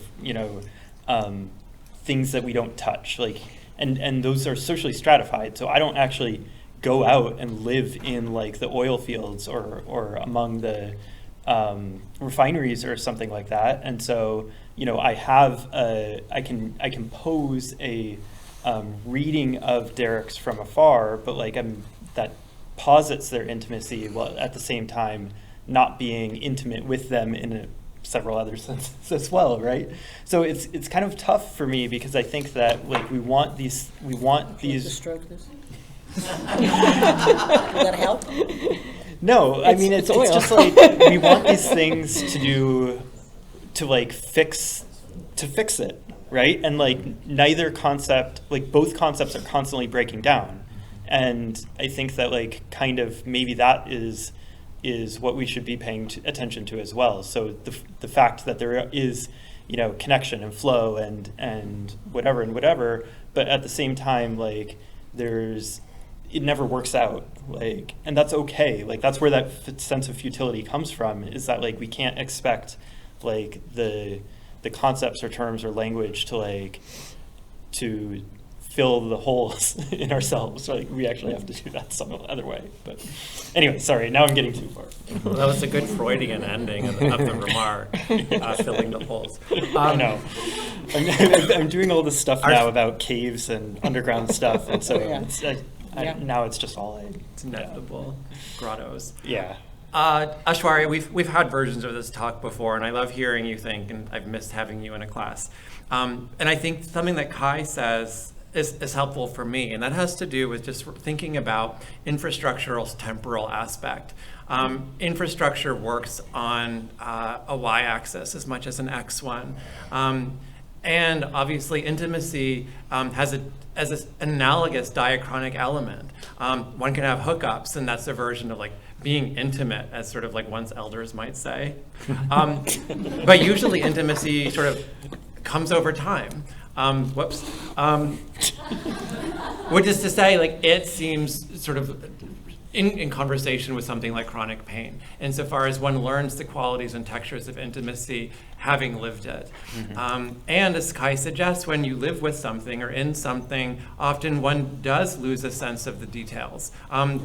That one takes it for granted is potentially really beautiful and enabling, as much as it can become problematic. As much as losing a sense of the details means one's all the less equipped to sort of work through it when it goes bust, or, like, your infrastructure falls apart.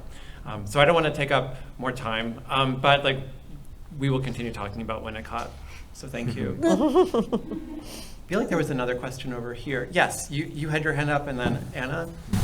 Okay, thank y'all again.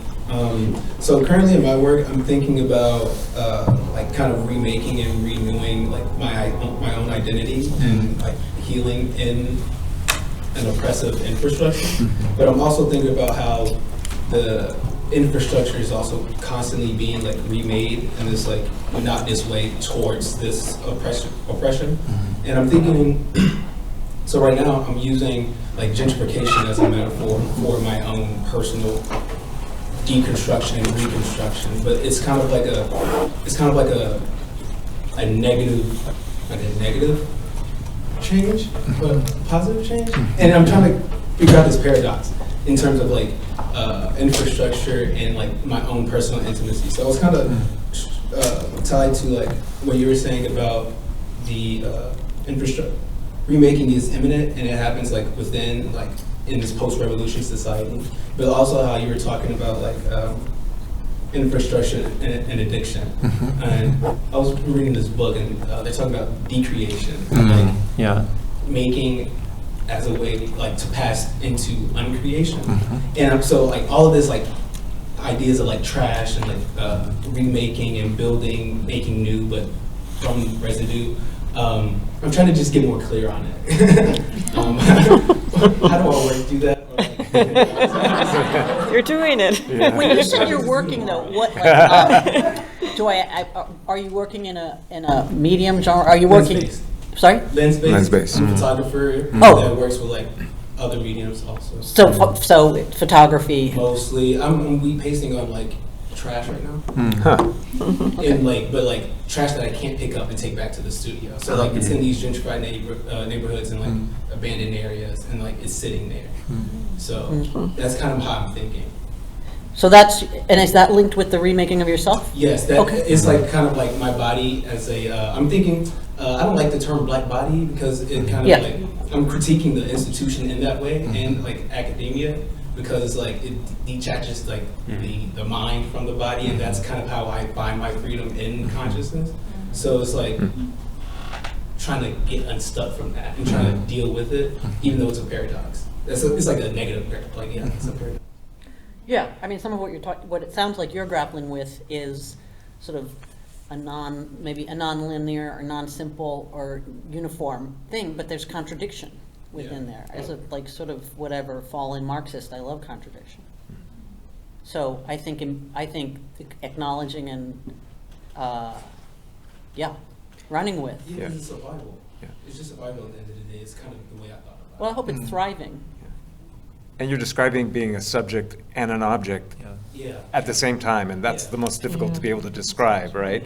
So even as you were describing it, it was happening, right? It was taking place. It's like trying to transcend it, but always be a second. With photography, though, that's the key, right? Because the frame, even though you're putting it in the extended field, is set in some kind of way, and you're trying to activate that push and pull between subject and object, right? In time. In time, exactly.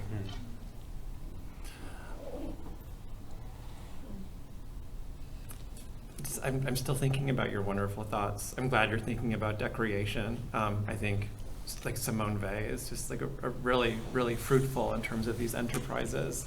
And as Roberto says, sort of both the quandary and the necessity of imagining oneself on both sides of the camera, sort of figuratively speaking, reminds me also of Juliana's account of alienation from sort of an earlier self encountered through the poem. Like gentrification, like infrastructure, these things are complicated. And I think one of the things I like about infrastructure and gentrification is that they retain that complexity. It's impossible to have a non-ambivalent relation to these terms. It's easy to sort of imagine sort of all the awful aspects of such a thing, but there are also all these possible benefits.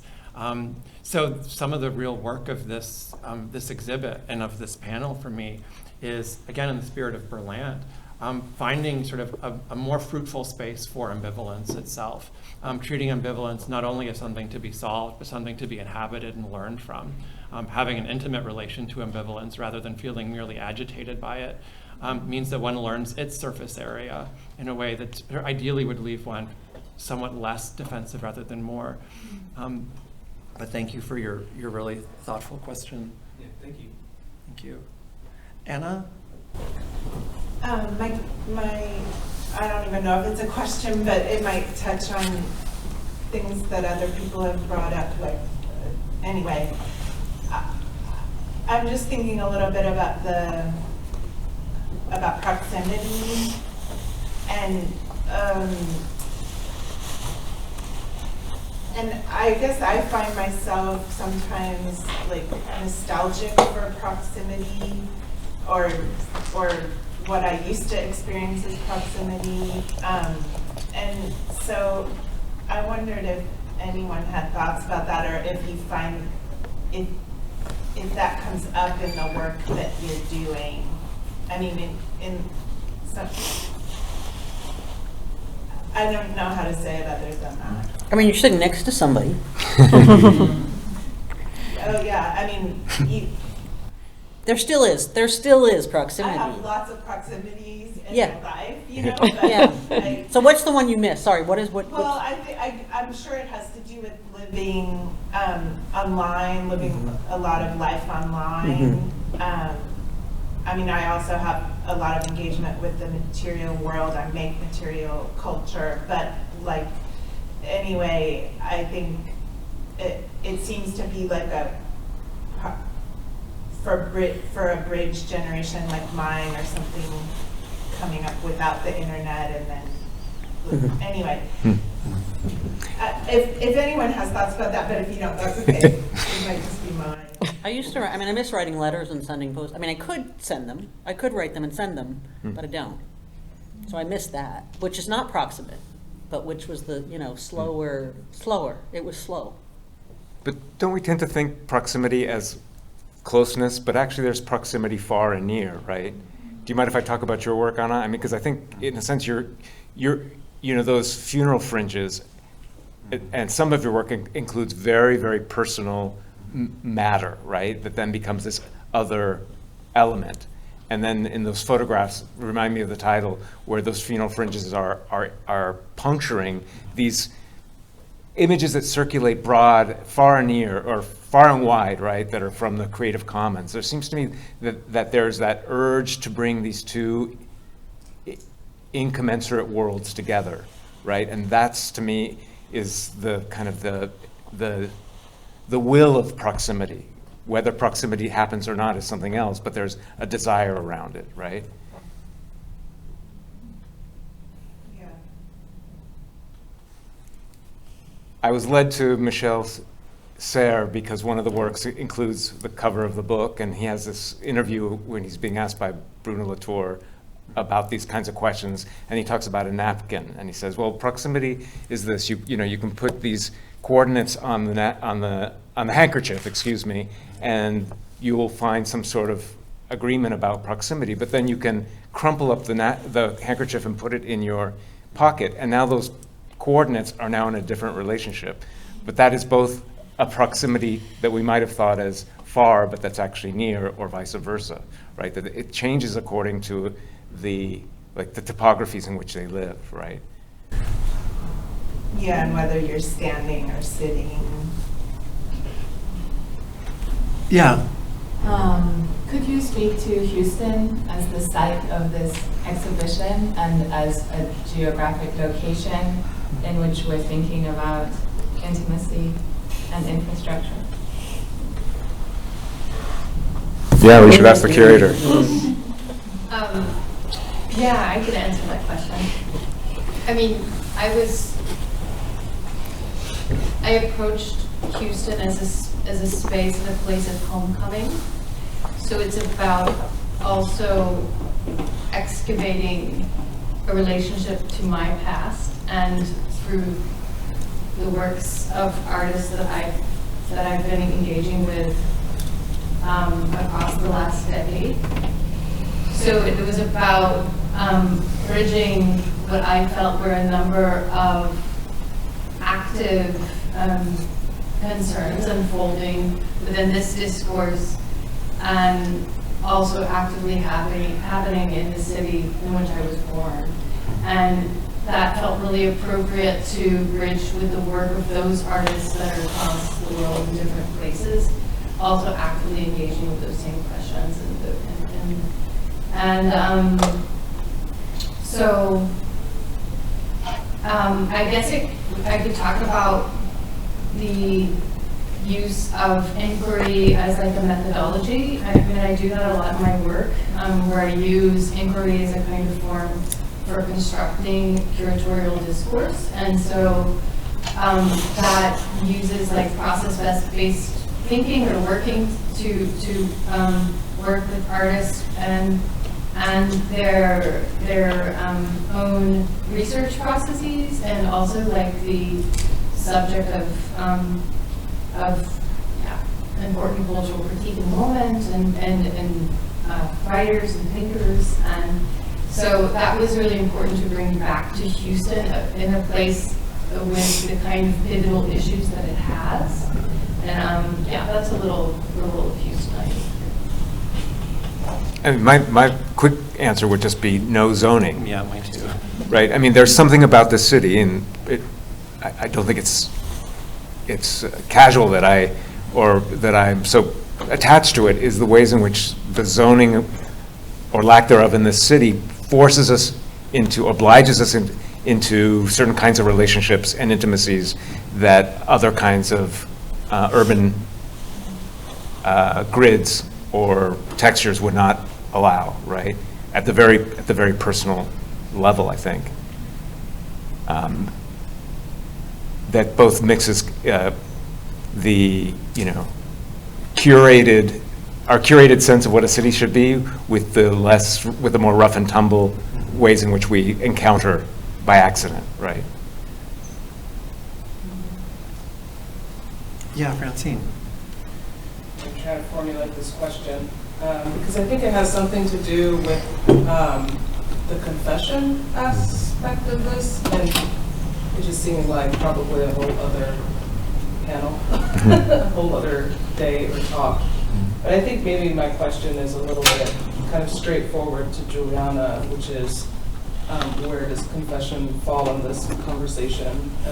And I was thinking a little bit about Ara's discussion of the shrine and thinking about how altars and shrines sort of require a sentimental attachment to the items that build the shrine, which seems to be sort of maybe a formula for reuse. And thinking also too that confession seems to create a space for contrition, which I don't know, I guess maybe that's my question. Is there some connection between contrition and reuse in the sense that waste is a guilty concept, if that makes sense? So maybe to Juliana, maybe just a little thought about that phrase, and I guess to the panel if you wanted to address it. I think you just did a much more sophisticated reading than anything I would have thought at the time in some way. I mean, I was trying, when I went back, I was trying to remember, like, was I talking about realism? Was I talking about confessionalism? And so, like, trying to understand that. And I think I might have been thinking about confessionalism because, I mean, the other thing that this is just a personal story, so it's probably not really applicable in some way, is that when I had gotten trained in very strict avant-garde traditions, right? I went to graduate school and I studied with language poets, kind of slightly absurdly, right? And I always had this line about graduate school that I had read every single work by Leslie Scalapino, who published a lot of books, and I had read nothing by X or Y, right, in some way. And when I moved to Hawaii, these divisions that had felt like were so real, I was like, oh, this is absurd. And I was trying to think through like a lot of like, like it was not only that people didn't really understand the divisions, but they just felt like there was a kind of poetry there that was like trying to think about its relationship to the sovereignty movement. And it was just like, let's use every single technique that feels useful, however we want to use it. Like this real kind of practicality around it that was kind of became fascinating to me, and it made me rethink a lot of things. Because I'd been told like the avant-garde was like the revolutionary practice, and the lyric tradition was this kind of like very narrow thing. And I think it was maybe the beginning of trying to historicize some of those understandings around it that I was trying to figure out. Or like, what do we write about? Or what are we supposed to be writing about? Or I also think of confession as a hydraulic. Like if we think about it in like Foucauldian terms, confession in a lot of ways sort of produces something like the interiority that must exist to make the confession at all.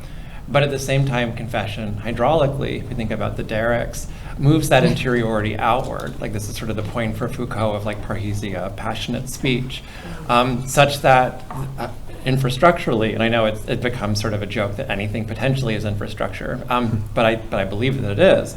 Infrastructurally, confession is doing a lot of work in terms of both producing something like a veritable psyche and moving it outward such that it can get sort of repurposed. To go back to your really beautiful account of contrition and reuse. But if you take the spiritual register seriously, confession is also a performative that does achieve however you phrase that, it achieves what it sets out to describe. And that's what I was trying to do, using it as a sort of performative narrative device in the exhibition. Yeah. I mean, my first reading of it was like, you know, just the belabored nature of apologizing to a sweetheart or an intimate, like, and how much it felt like, oh my God, this is such a project. Like, why are we processing? That could be because I'm a lesbian and we sort of process a lot. But you know, and I'm not very necessarily good at integrating the spiritual, but I think that it is interesting when it's alive as part of these systems, at least for the people you're intimate with and you're hanging out with, right? To sort of think about that that's a force and that's sort of there. And I wouldn't have used the term sentimental necessarily, but I think that it's really interesting. And one of the interesting things about sacralization is that that's a process, like this thing is inert, I mean spiritually inert, and sacralization makes it such, right? And that's a fascinating process that as a person who was brought up secular, I don't feel, but I understand that it happens, and that's really interesting. And so confession seems to move that too. I also read it as a kind of invitation, because aren't we living actually the opposite of confession in the ways in which our lives are all disclosure all the time, 24/7, right? So that maybe intimate confession is something that might be desirable, and actually, you know, repression may be more productive again, right? Well, to go back to nostalgia, no, like it is a particular form of proximity. Yeah. Eve Sedgwick would say that like repression is definitely something that like we've sort of thrown out too quickly. Yeah. Post-confessionalism, the truest. Yes, not enough self-loathing in the world. Follow me, kids. Queer shame. Thank you.